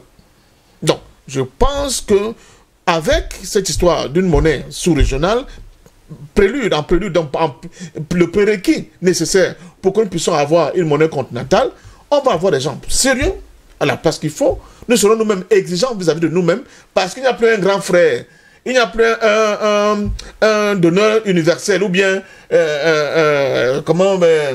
quelqu'un qui est quelque part, un altruiste qui va penser à nous, on va aller tendre la main que pardon, nous sommes en difficulté. Non, nous serons capables de nous assumer. Si nous échouons, nous allons échouer. Et politiquement, c'est très important. Prenez un pays comme par exemple l'Iran. Ça ne rigole pas. Parce qu'ils savent que s'ils ne gèrent pas bien leur monnaie, c'est l'économie qui va s'effondrer. Et si l'économie se fonde, c'est le pouvoir de Moulala qui sera complètement balayé. Donc ils ont, n'est-ce pas, cette discipline qui les permet, malgré tout ce que vous voyez les États-Unis le faire, Israël et consorts, d'avoir une économie qui permette justement à l'Iran d'assumer son rôle de puissance sous-régionale dans cette région. L'Afrique centrale peut le faire. L'Afrique de l'Ouest peut le faire. À condition, une fois de plus, la région Anatole, qu'on ait de véritables patriotes à la tête de nos États. Si on n'est pas ces patriotes à la tête de nos États, on ne pourra pas opérer de manière sérieuse ces réformes dont nous avons besoin pour le décollage de nos économies. Voilà. Messieurs, jusqu'à preuve de contraire, je vais vous poser une interrogation. Jusqu'à maintenant, je vais vous poser cette interrogation. Elle est primordiale. Qu'est-ce qu'on attend depuis 75 ans? Je vais d'abord dire bonjour à Patrick Sapa qui nous a rejoint sur le plateau. Patrick Sapa, bonjour, bienvenue à vous. Bonjour, Sif Joslangos. Beaucoup de bouchons. Vous savez que ça fait pratiquement 300 milliards de perdus dans les embouteillages au Cameroun chaque année. Il faut qu'on solutionne rapidement ce problème-là. Ma voiture n'a pas pu justement s'infiltrer dans les embouteillages qui sont totalement une cloison étanche. Donc j'arrive quand même finalement pour le bien de nos téléspectateurs. Bonjour à Patient, bonjour à Anatole. Merci de m'accueillir. Et je vous accueille également avec une question. Qu'est-ce qu'on attend justement pour avoir une monnaie unique sur le continent? Qu'est-ce qu'on attend justement pour avoir même ne serait-ce qu'une monnaie sous-régionale? Alors, on attend qu'à la tête de nos nations échouent des personnalités, on l'avait dit la dernière fois, qui ont un panafricanisme, un nationalisme, un patriotisme éprouvé, afin de comprendre les rouages et les méandres intimes justement qui accompagnent la mise en place ou alors la démarche dans l'opérationnalisation, la gouvernance d'un État. Alors, si on n'a pas réfléchi à ça, vous savez qu'il y a des idéologues qui avaient pensé à cette affaire-là. J'ai pensé à Sylvanus Olympio, le Togolais, j'ai pensé à Sékou Touré, j'ai pensé au Modibo Keïta au Mali. Donc, ils avaient décidé en 1958, 59 et 60 de mettre en place des monnaies. Parce que, comme je l'ai dit la dernière fois, la monnaie est le carburant de toute économie. Il est hors de question d'imaginer un seul instant qu'un pays puisse garantir les 4 aspects de la souveraineté, notamment la sécurité extérieure, la sécurité intérieure, la diplomatie, la défense nationale, la police et la loi, la justice en troisième ressort, et puis les finances publiques, si ce pays-là n'a pas sa souveraineté monétaire. Alors, c'est pour ça que nous signalons à profusion sur différents plateaux que lorsqu'un pays acquiert son indépendance politique totale, il acquiert immédiatement sa souveraineté monétaire. Oui. Parce que, sommairement, c'est cette souveraineté monétaire qui permet de maîtriser la banque centrale, les banques commerciales et tous les circuits financiers pour financer les projets issus du génie qui sommet en le peuple désormais libre. Alors, si vous n'avez donc pas à la tête de nos États des personnes ou alors des personnalités qui sont libres, vous n'allez jamais imaginer un seul instant qu'on puisse mettre en place une monnaie souveraine. Alors, il faut effectivement des monnaies souveraines sur l'espace, sur nos espaces nationaux et étendre. Parce que l'Afrique a 4 zones économiques, notamment l'Union du Maghreb arabe, la CEDEAO qui devrait se transformer en UEMOA finalement à long terme, et vous avez la CEMAC qui s'est aussi transformée en CEAC. Donc il y a la SADC en Afrique. On espère également, oui. Voilà, donc l'architecture doit partir justement des organisations sous-régionales.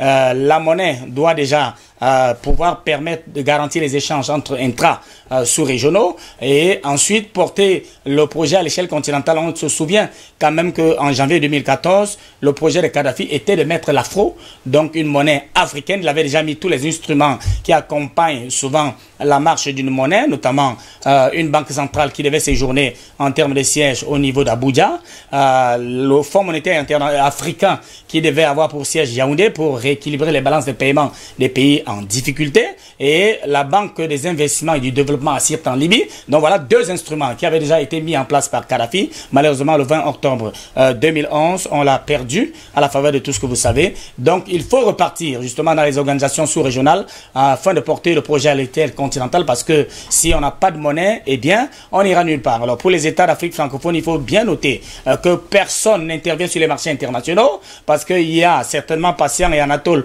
vous ont décliné avant que je n'arrive la perfidie qui accompagne les relations avec ce franc CFA. Ils avaient dit qu'ils allaient garantir la garantie monétaire, c'est-à-dire qu'on allait disponibiliser toutes les devises nécessaires à tous les pays d'Afrique francophone chaque fois qu'ils avaient un déficit au niveau de la finalisation de leurs importations.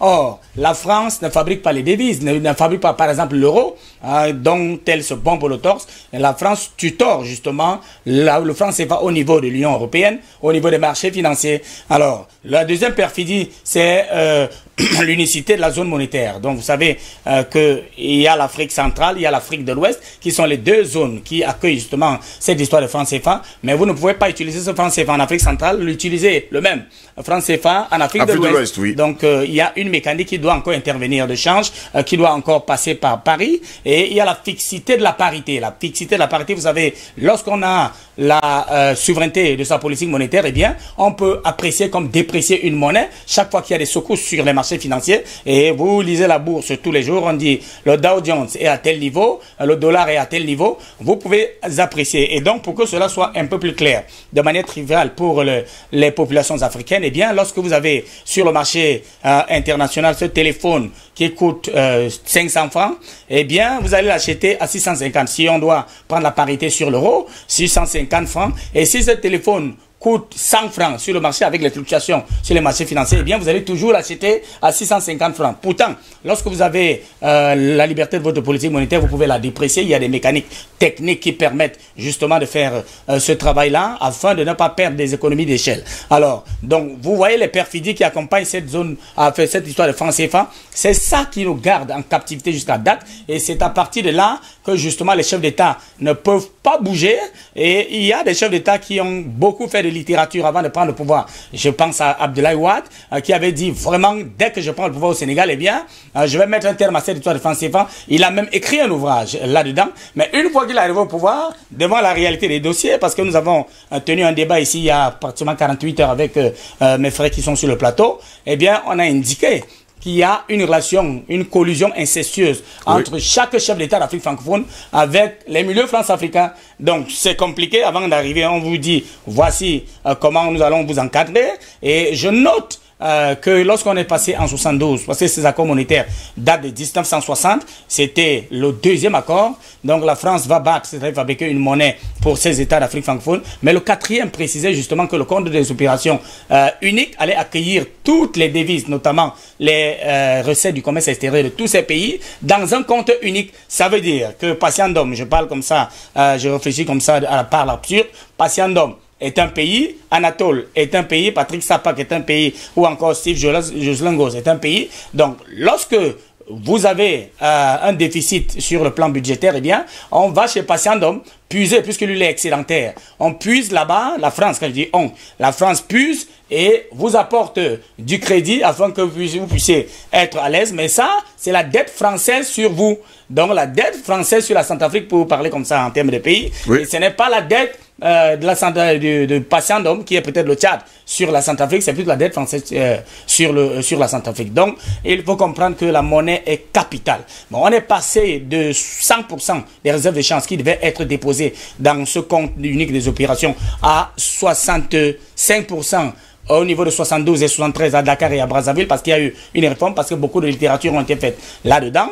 Mais là, derrière, il y a un article 17 qui accompagne ces accords monétaires revus en 72 et 73, qui signale que chaque fois qu'un chef d'État va se rendre compte qu'il est lésé par cet accord-là, il peut le dénoncer, mettre en place des passerelles intermédiaires pour la convergence et le réajustement macroéconomique et mettre sur route une nouvelle monnaie. Ben ça, c'était une épée de Damoclès, c'était pour plaire à l'opinion. Parce que tous les chefs d'État, on les a appelés pour leur dire, écoutez, ne tentez jamais de parler de cette affaire de franc CFA, ne parlez jamais du compte des opérations. L'autonomisation des banques centrales, c'est pas votre affaire. Et nous allons toujours vous protéger comme d'habitude. Mais il faut quand même qu'on plaise à l'opinion. Et vous voyez, 35% doivent être rechutés dans notre banque centrale, notamment la BEAC pour les États d'Afrique centrale, et puis la BCAO pour les États d'Afrique de l'Ouest. Mais derrière cet argent-là, tout se passe au niveau de Paris, du club de Paris.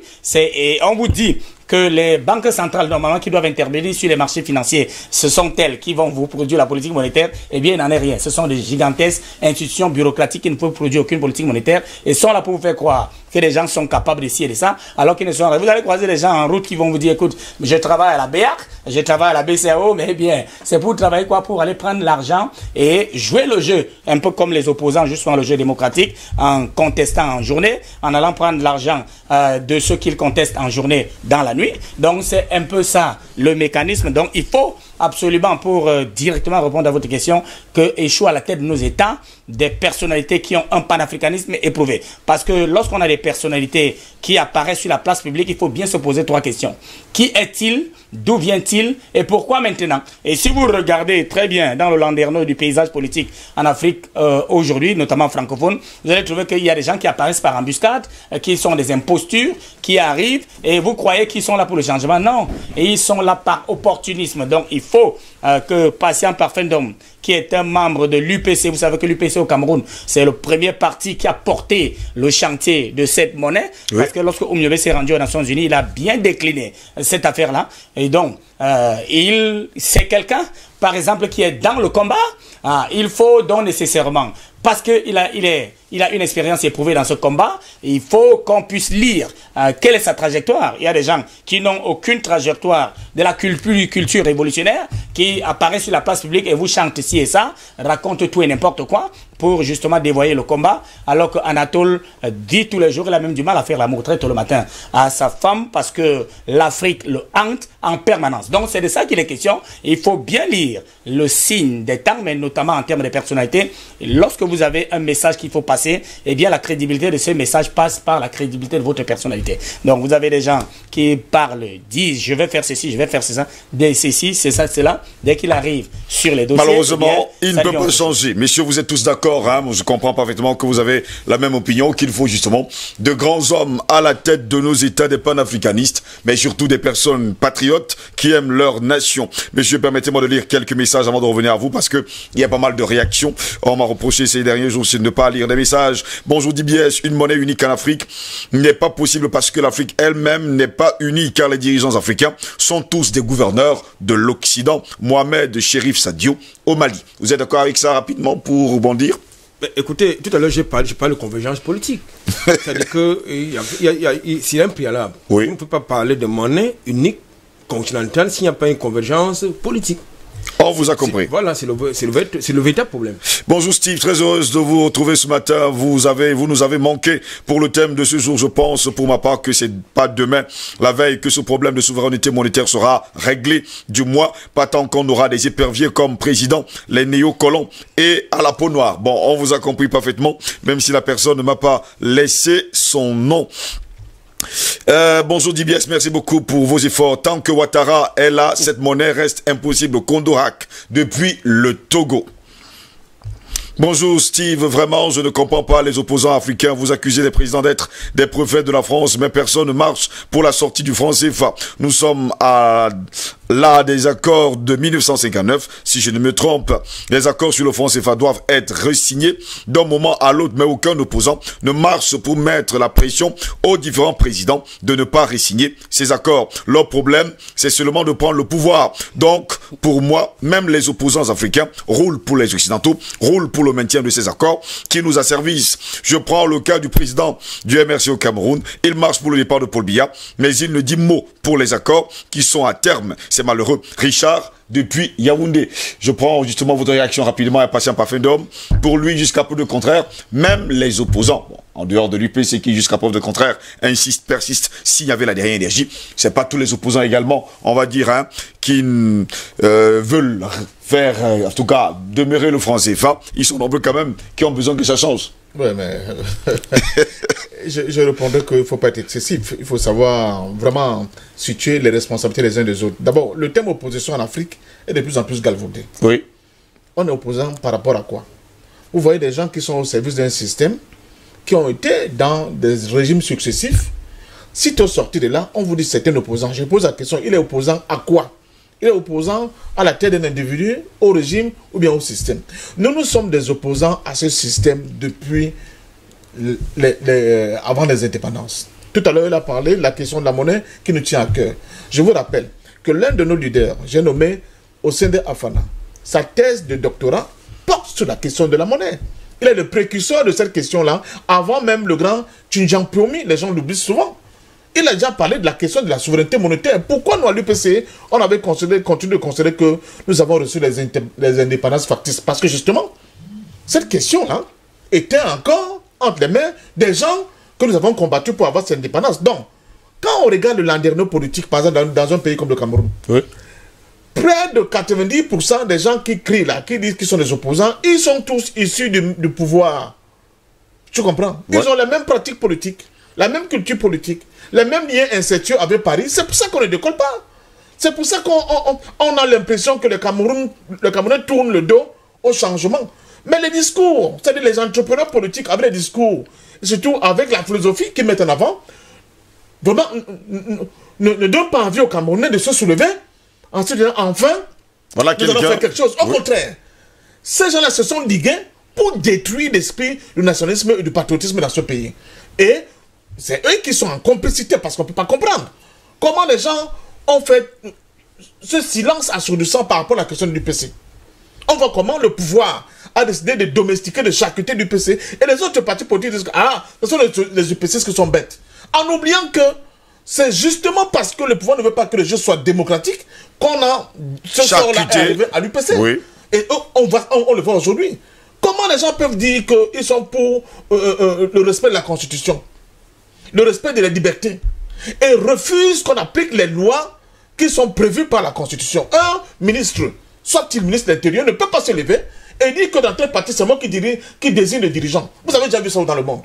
Ça se passe au Cameroun et les opposants sont muets. Personne ne dit rien. Le problème, c'est il faut qu'on fasse partie bien. Moi, on va faire partie bien. Pour continuer à avoir le franc CFA, nous, on s'est attaqué à cette question. On s'est attaqué à la question du franc CFA. On a dit, nous ne voulons plus de ce franc CFA. Nous l'avons dit depuis et nous continuons de le dire, d'insister, parce que ce franc CFA, qui est une monnaie nazie, est rien d'autre, n'est-ce pas, qu'un fil en acier, j'allais dire, qui bloque complètement toute possibilité pour les Africains de Cameroun de pouvoir avoir enfin de véritables politiques souveraines sur le plan monétaire et économique. Merci monsieur. Dans un instant, je vais reprendre, monsieur. On va continuer à lire d'ailleurs des messages de nos téléspectateurs. Il faut que les dirigeants africains se mettent ensemble pour détruire le CFA, diable colon, et se mettre au service des peuples africains. Adamou depuis Marois, c'est dans l'extrême nord du pays. Bonjour à toute la grande équipe, la grande famille de DBS La Matinale, c'est Thomson et Anne depuis Bédi. Je ne saurais vous exprimer ma gratitude et ma joie, qui est incroyable seulement quand je vois une thématique qui nous parle de notre souveraineté monétaire. Steve, c'est ce qu'on appelle le nerf de la guerre. Moi, particulièrement, je ne peux pas fixer qui que ce soit sur la périodité de l'implémentation de cette monnaie quand certains citoyens camerounais appellent la population à l'insurrection pour des raisons infondées. Je dis et je répète que ces gens se trompent de combat. Voilà une raison qui mettra toute l'Afrique dans les rues. Le problème de la monnaie. Si notre président ne nous laisse pas une monnaie avant de quitter les affaires, voilà l'une des raisons qu'on a renouvelé notre confiance à notre patriarche, le président Paul Biya. Nous, on ne peut pas parler de toute l'Afrique pour le lancement, mais le Cameroun, un ou deux pays de l'Afrique centrale suivront la détermination du président, qui est un panafricain, qui ne fait pas le bruit. Que Dieu bénisse le Cameroun. Très bonne journée à vous, Thomson et Anne depuis Mediadola. Ça fait rire d'ailleurs pas mal de personnes sur ce plateau. L'Afrique a besoin d'hommes forts et intègres, capables de s'opposer à toute décision extérieure. C'est bête comme Samuel, il est du Cameroun, ici même à Douala. messieurs, permettez-moi de lire ces messages avant de vous redonner la parole. Hein. Bonjour, quitter le franc CFA est une chose très compliquée. En Afrique, il faut que, premièrement, nos dirigeants installés par ses partenaires disparaissent. D'abord, Yacht Citroën. Bon, si c'est ça ton nom, c'est tant mieux, mon frère. Les présidents africains, bonjour le panel. Où est partie la monnaie équato-guinéenne Ekpele? Si je ne me trompe pas, de nom. Que la CEMAC change seulement de nom. Obiang est venu faire quoi dans le CFA? Messiclair, Maman Messiclair, hein, m'a demandé de l'appeler Maman Messiclair. Depuis Yaoundé, les présidents africains ont abandonné Kadhafi. Ils étaient réunis en Guinée équatoriale. Quand la France bombardait Kadhafi, ils l'avaient soutenu. Il sera en vie ce jour. RT, l'Afrique libérée. Merci également à vous, Madame Marie-Claire. Maman Marie-Claire du côté de Yaoundé. Bonjour le panel, je suis très fier de vous, mon Patrick. Vous êtes très bon. Vous avez cité Sylvanus Olympia. Sylvanus Olympio. Faites-nous une émission sur lui. On a soif de savoir, s'il vous plaît, Steve Koumou Papin depuis le Togo. Effectivement, ce que Parfait dit sur les opposants, c'est vrai. C'est ce qui se passe au Togo aussi. Koumou du Togo. Merci à vous, messieurs, qui nous écrivez d'ailleurs du Togo, du Bénin, et sans oublier du Bahamas, de Madagascar, des États-Unis, de l'Espagne. Vous êtes tellement nombreux. J'ai lu vos messages d'ailleurs ce matin, et j'en suis vraiment ravi. Quand je parle des opposants, j'exclus l'UPC, bien sûr. L'UPC reste le seul vrai parti d'opposition dans sa philosophie. Bonjour, parfait homme. Richard, depuis Yaoundé.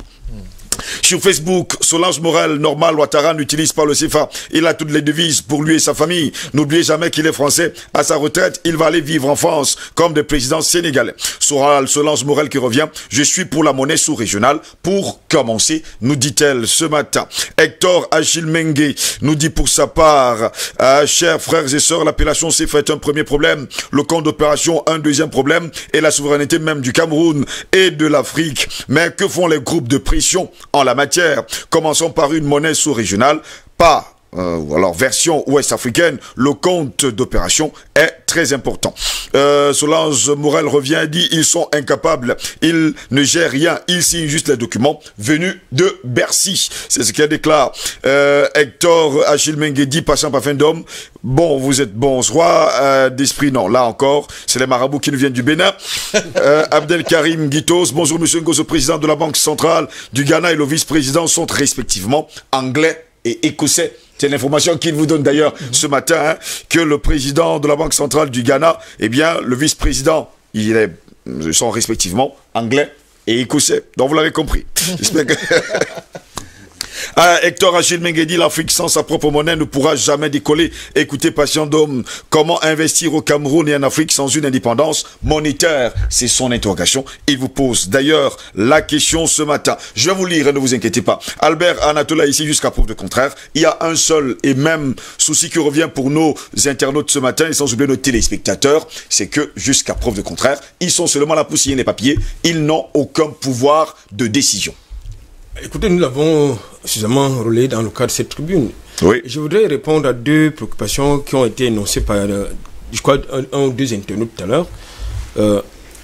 La Grande-Bretagne est sortie de l'Union européenne, de l'euro, si vous voulez, de l'Union européenne. Oui. Mais la Grande-Bretagne continue d'utiliser simultanément la livre sterling et l'euro. C'est pour répondre justement à une... C'est internaute qui a dit que la Grande-Bretagne n'utilise pas l'euro, non. Ils sont sortis de l'euro, mais ils utilisent alternativement la livre sterling et l'euro. Maintenant, il faut préciser que pour ce qui concerne la thématique du jour, oui, une monnaie sous-régionale, c'est l'idéal. Mais il y a aussi un autre problème. Souvenez-vous, en son temps, lorsque Paul Biya, président de la République du Cameroun, qui est encore en vie, qui est encore en fonction, s'est engagé à réfléchir dans la perspective d'une monnaie africaine ou sous-régionale. Vous savez qui allait dire à Mitterrand, je crois à l'époque, qu'il y a le bonhomme là qui a commencé à s'affranchir de la France-Afrique.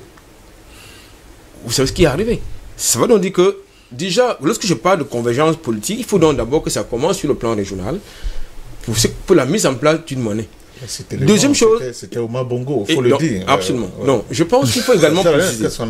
Il faut également préciser que certains présidents de la zone franc-CFA perçoivent des royalties, ça c'est important de le préciser, oui, derrière le franc CFA. Peut-être beaucoup d'Africains ne le savent pas. Oui. Il y en a qui ont utilisé et qui ont signé certains accords avec Paris pour percevoir des royalties. je ne sais pas comment, ça peut venir sous forme de numéraire, ça peut venir sous forme d'investissement personnel. C'est que vous avez constaté ces temps, ils ont des fondations, ils ont... C'est pour recycler cet argent. Oui. Maintenant, avoir une monnaie, c'est à la fois simple et facile. Et comme je l'ai indiqué avant que l'arrivée de mes copanélistes, c'est quoi? C'est que avoir une monnaie, c'est une très bonne chose. Mais il y a quand même, va se poser un problème de modèle économique, un problème de modèle de développement et c'est un problème de gouvernance. Parce que si vous n'avez pas, nous n'avons pas encore l'indépendance politique qui nous a été promise par De Gaulle, nous n'avons pas encore l'indépendance économique qui nous a été promise par De Gaulle, eh bien, il faut d'abord régler ces questions. C'est important. Maintenant, lorsque vous avez donc réglé vos problèmes internes qui constituent justement ces différentes divergences qui sont la conséquence de l'émiettement, n'est-ce pas, dans nos différents États, il va donc falloir penser une véritable politique économique. C'est par là que ça doit décoller. Qui doit pouvoir porter la pression? C'est d'abord les universitaires, les médias, nous le faisons déjà dans le cadre de cet échange, les politiques, mais davantage, surtout des politiques, parce qu'aujourd'hui, vous avez des gens qui vous parlent de questions périphériques, comme j'ai l'habitude de dire, mais qui sortent des problématiques systémiques, c'est-à-dire évoquer des préoccupations qui concernent la masse populaire, c'est-à-dire les accords de coopération, la monnaie, la souveraineté monétaire, et bien évidemment le pillage de nos pays. C'est les problèmes qui ne sont pas évoqués par ceux qui se disent leaders de partis politiques de l'opposition. Il faut évoquer ces questions-là. On vous a compris, Albert Natola, ici. Bastien Parfait, donc pourquoi toujours attendre la bénédiction de la France pour faire quelque chose sur le continent africain? Mais quand on insiste sur la question du contentieux historique, c'est ça justement la question. Quand on insiste sur la question du contentieux historique, quand on a insisté sur le 80e anniversaire de la présence de M. Leclerc et de Gaulle ici au Cameroun, en oubliant le prix fort payé par les peuples africains pour libérer Paris, c'est ça la question. Quand on insiste sur la fameuse conférence de Brazzaville, à un moment donné, on a présenté cette conférence comme le déclencheur de toutes les libertés en Afrique, alors que c'était la plus grosse escroquerie jamais montée par un pays soi-disant des droits de l'homme, avec à sa tête le célèbre général qu'on considère comme le plus grand stratège militaire de tous les temps, le plus grand patriote de tous les temps, M. de Gaulle. Ils ont utilisé, on ne peut pas organiser, la conférence de Brazzaville, je le redis pour nos téléspectateurs. Le seul nègre à la peau noire qui avait dans cette sapité, c'est Félix Eboué. C'était les administrateurs coloniaux qui se sont retrouvés et qui ont décidé ce qui était bon pour l'Afrique. Au point où en 1956, on va appliquer ce qu'on appelle la loi de fer, qui va en fait tracer le framework de comment les pays africains doivent évoluer vers leur entière souveraineté. Cette question-là, jusqu'à aujourd'hui, elle nous pend aux chevilles, aux pieds. C'est des boulets qu'on continue de traîner. Si on ne coupe pas ces minutes-là, si je peux m'exprimer ainsi, on ne peut pas s'en sortir. C'est parce que nous ne sommes pas réellement indépendants que les autres continuent de venir de Paris, que nous sommes dans l'impossibilité, justement, de battre nous-mêmes notre propre monnaie, une monnaie au service des peuples africains, au service des peuples de notre sous-région. C'est parce que nous ne sommes pas encore totalement indépendants. Tout le reste du blabla que les gens racontent là, c'est le bavardage. Au début, quand on a déclenché cette bataille dans d'autres plateaux, sur d'autres plateaux télé, les gens nous appellent les aboyeurs. Et ces gens que vous appelez les aboyeurs, quand vous regardez tous, c'est les gens qui ont été à Paris, qui ont été dans des petites succursales de petites banques, qui disent attention, la monnaie c'est trop compliqué, c'est un truc tellement délicat. Mais vous ne comprenez rien à rien. Ici, je sais Diamtiba, qui ne fait que nous donner des exemples, des petits micro-pays qui ont leur propre monnaie. Je vous rappelle que quand l'Angola accède à l'indépendance, ils n'ont pas trois économistes. Hein. Mais ces gars-là, ils ont leur propre monnaie de Kwanza. Même si, en parallèle, il y a souvent les dollars qui participent aux échanges économiques. Mais là, ils ont leur propre monnaie. Ils définissent eux-mêmes leur propre politique économique. Ils peuvent échouer, ils peuvent tomber, mais on voit comment ils avancent. Quelle est cette histoire que des pays aussi grands que les pays francophones d'Afrique soient dans l'incapacité jusqu'au jour d'aujourd'hui d'avoir leur propre monnaie, de se départir de cette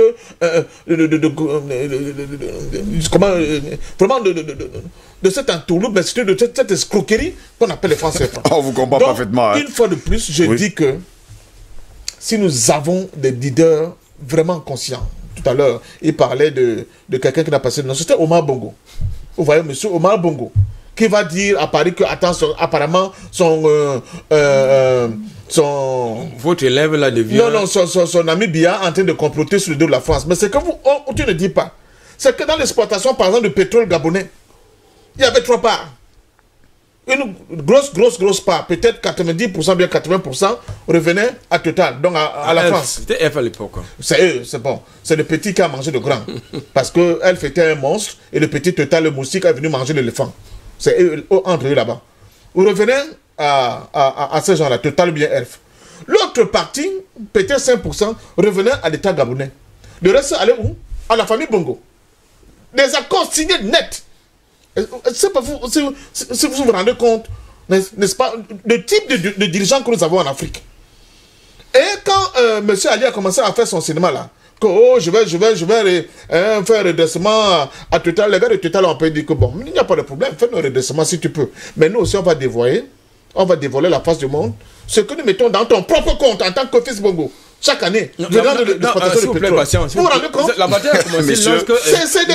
Ce sont des bandits qui sont à la tête de nos États, qui ne veulent pas comprendre le bien fondé, n'est-ce pas, pour eux, d'être dans des États vraiment viables, mais des États où les gens sont honnêtes, comment dire ça, heureux d'être vraiment des citoyens de ces continents. Dans cette bataille-là, nous ne pouvons pas la différer éternellement, nous ne pouvons pas nous dédouaner, on est obligé de la mener, mais malheureusement, sur le chemin de cette bataille, sur ce terrain-là, on a des embûches avec des soi-disant opposants. Quand tu lis le programme, c'est blanc, bonnet, blanc par rapport à l'ambition qu'ils ont pour le pays avec ceux qui sont aux affaires. On vous comprend pas. Le seul problème, c'est qu'un gosse doit partir d'ici et je m'installe à sa place, c'est tout le problème. Et on continue avec le même système. On ne peut pas l'accepter. Albert Anatola ici veut exploser là. Hein. Je voulais dire que pour revenir dans le cadre justement de Gabonais, les bisbilles entre Bongo et Paris commencent d'abord à ce niveau-là, et ça se poursuit lorsque Bongo décide que lui va vendre désormais son pétrole en Russie ou en Chine. Et là, Paris, c'est là au total on décide de fermer, parce que justement, il était question de renégocier les accords d'exploitation du pétrole gabonais. Patrice Abba, finalement. Une précision sur ce que je viens de dire. Ah oui. Nous sommes en plein vent d'Est. Lorsque les pouvoirs qui ont été mis en place, justement pour être permanemment en déphasage avec le désaccord de leurs compatriotes, commencent à être en difficulté à partir du 20 juin 1990, lorsque tout le monde s'amène à la boule, contraint justement par la chute du mur de Berlin. Donc à ce moment-là, ce n'est plus facile d'imposer les gens, parce qu'il va falloir observer le retour des démocraties, des élections pluralistes, etc. Au niveau du Gabon, pour parler de ce que vient de dire mon frère ici, eh bien c'est parce que Bongo veut rester là, et puis il constate qu'il y a un problème. Il fait donc une sorte de chantage à Paris pour dire, bon, vous, si vous vous amusez, je vais vendre à la Russie, je vais vendre à Macha, et tout, pour qu'on le rétablisse.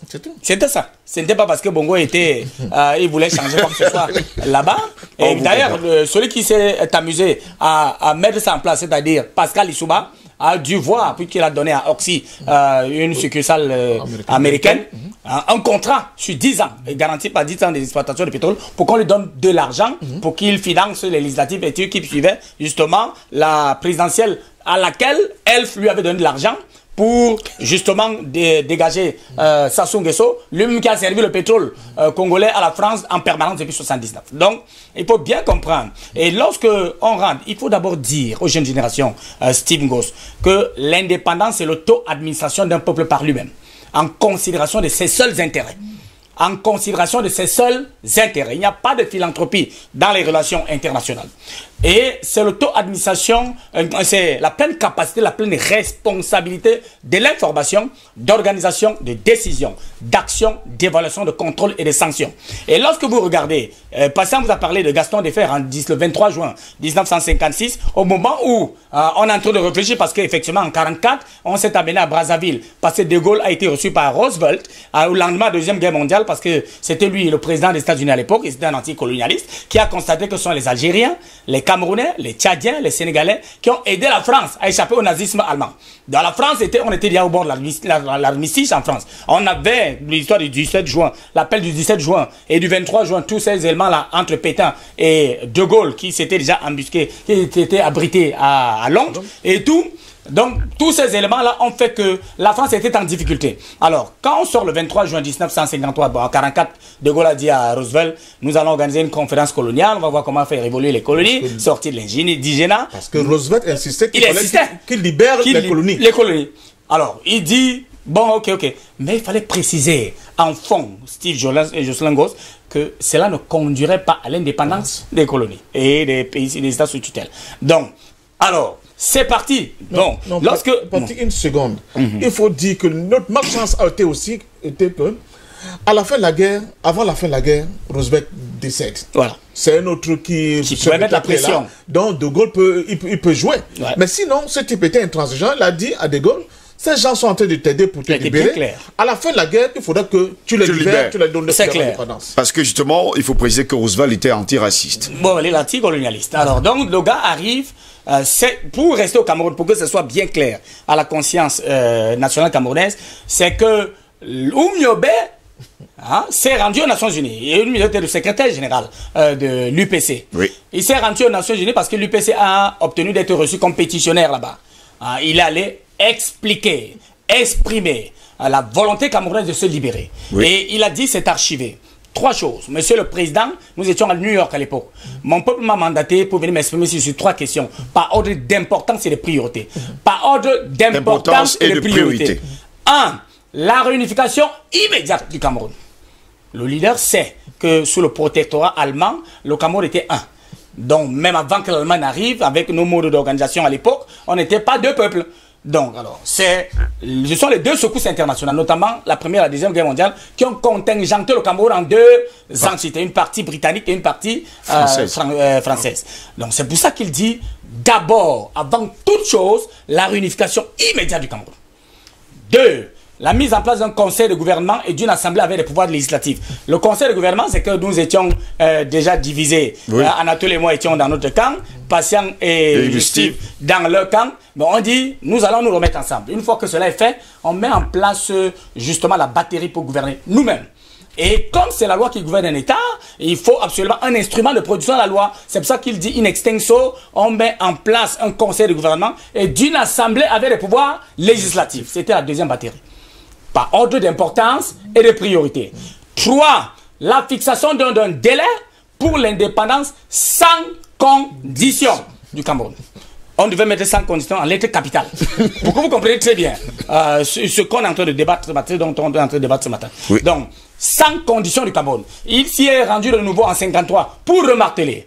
En 1954, Oumyobé s'est retrouvé devant la commission de tutelle des Nations Unies. Compte tenu de la pertinence de tout ce qu'il exposait là-bas, les Nations Unies ont décidé, ok, nous allons envoyer au Cameroun une commission pour vérifier justement que le Cameroun est arrivé au niveau de s'auto-gérer. Donc, on va le faire en début 1955. Alors, qu'est-ce qui se passe? La France est en difficulté en Indochine, elle mord la poussière au Vietnam, la guerre d'Algérie a commencé, les gars disent, bon, non, attention, si on laisse l'affaire la prospérer, c'est Oumyobé là, et l'UPC là pourrait mettre sur la place publique quelque chose qui va nous mettre mal à l'aise. Parce que la France est vierge, comme une fille qui vient de sortir du ventre de sa mère en termes de ressources, donc elle doit vivre justement la mendicité internationale du crime organisé et des dépouilles mortelles africaines pour nourrir leurs enfants. Donc, les gars envoient donc en début 1955 au Cameroun un gouverneur spécialiste de la répression, Roland Pré. Mission, dissoudre l'UPC, arrêter tous les leaders. Et lorsqu'ils ont orchestré une bisbille entre Oumyobé et Degélis, c'était un administrateur colonial français, ici, on dit, bon, ok, envoyez-le au tribunal à Douala. Donc, ce jour-là, l'UPC avait une police de veille qui était exemplaire sur tout le continent. Oui. Alors, les gars ont compris que ce procès-là, c'était pour arrêter Oumyobé. Ils ont dit à Oumyobé, tu ne vas pas là-bas, et ils l'ont abrité. ils sont sortis de Douala. Et ce jour-là, on commence le 24 mai. C'est là où la guerre commence. Les quartiers Nubel, commando à Douala, c'était terrible. Donc on part du 24 mai 1955 jusqu'en décembre 1955, 600 000 morts, Jocelyn Gosse, pour une population qui se chiffrait à l'époque un peu plus de 3 millions. Donc le premier génocide que la France abat au Cameroun, donc il faut absolument que la jeune génération le sache, parce qu'il n'y a qu'un seul parti politique au Cameroun qui peut poser les problèmes dont on parle. C'est l'UPC, mais la vraie UPC. Hein, celle de Oumyobé et de Félix Moumié, Roland et tous les autres. Oui. Donc, en 1956, donc, on constate que Roland Perry a trop tué.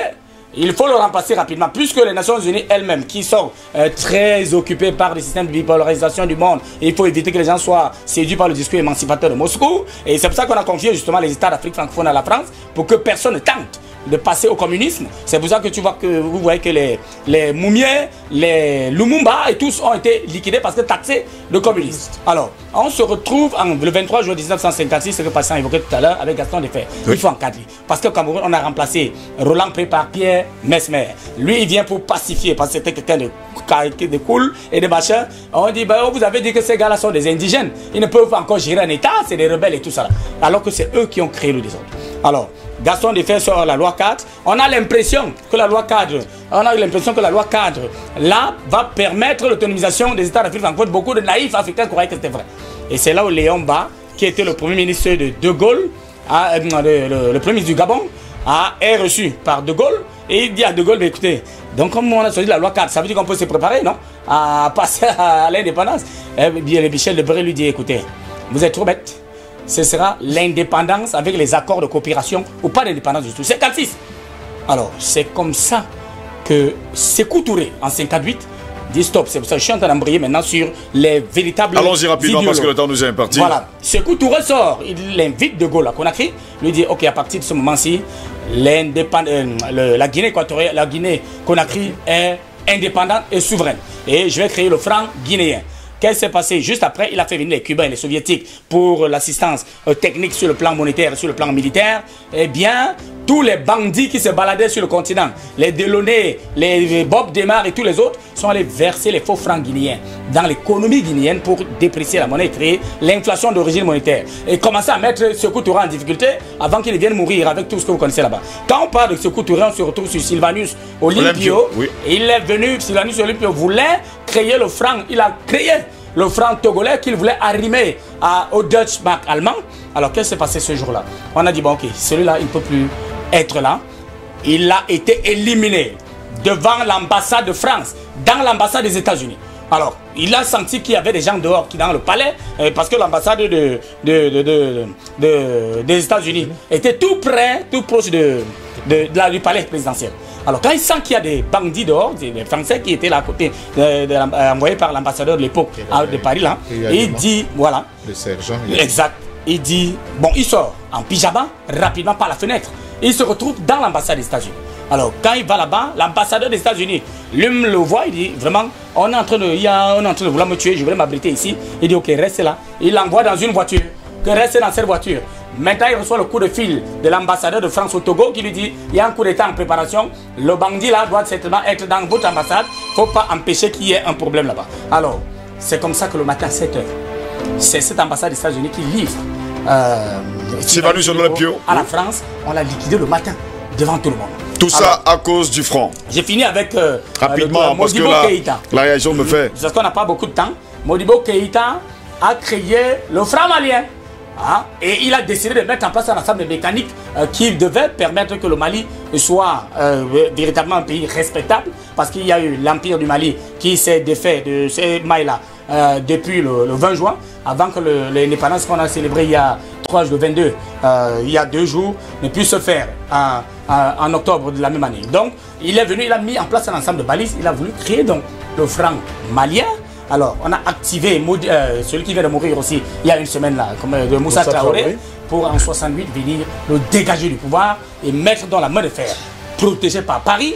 Donc, vous comprenez que cette affaire monétaire, personne ne peut s'y attaquer s'il n'est pas un nationaliste. Et si on a donc décidé de mettre en place des personnalités qui vont être dociles vis-à-vis de cette perfidie-là, pour qu'elle reste à nous contrôler. Et je termine avec l'opposition, pour dire, on a créé donc 2 types d'opposition dans nos territoires, c'est-à-dire que vous avez un multipartisme numérique qui n'admet pas de pluralisme politique, c'est-à-dire qu'il y a beaucoup de partis politiques, mais il n'y a pas de pluralisme politique, c'est-à-dire qu'il n'y a pas d'idéologie qui s'affronte, mais qui consolide plutôt le monolithisme pluriel. Donc il y a des gens qui contestent le régime en journée, vont le soir dans les hôtels et les chambres recevoir l'argent comme il y en a des rêves là, de ce même régime, et ils continuent la rengaine le lendemain matin, et la principale victime de la prise en otage des rois du pouvoir passé charnière politique, c'est malheureusement le peuple. Donc il faut l'avènement de vrais patriotes à la tête de nos États. Des vrais patriotes à la tête de nos États. Merci beaucoup Albert Natoula ici d'avoir été là ce matin. Écoutez, ce fut un plaisir, mais je pense que pour sortir de l'émission, malheureusement, il faut que la direction générale,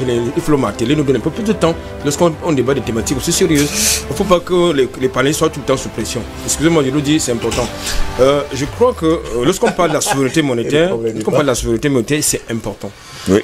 Et pour que cela soit véritablement mis en musique, il faut un changement de personnel politique. Merci beaucoup Albert Natoula ici. Patient Bafendo, merci également d'avoir été là ce matin. C'était tout le plaisir le mien. Patrick Sapak, oui. Merci d'avoir été là également. Nous allons la relève. Mais il faut également préciser par ailleurs que Solange Morel a déclaré haut et fort que l'Afrique me hante aussi, Sapak. Donc, c'est clair. L'Afrique ne vous hante pas seulement vous tous, vous seuls. L'Afrique hante également tous les Africains. Le cœur africain sous la poitrine africaine, parce que vos dirigeants ont des peaux noires mais des cœurs blancs. Merci beaucoup d'avoir été là ce matin. Madame, messieurs, c'est ici que s'achève cette autre édition de d'IBS Matin. Au plaisir de vous retrouver demain. Je voulais encore réitérer mes excuses pour hier. Je vous l'ai dit, c'était un problème technique parce qu'il y a pas mal de personnes qui sont de m'envoyer le message. Aujourd'hui, c'était bien. Pourquoi hier, il n'y avait personne? Nous étions là hier, mais malheureusement, eh bien, la machine nous a trahis. Bonne journée à toutes et à tous et à demain. S'il plaît à Dieu. Au revoir.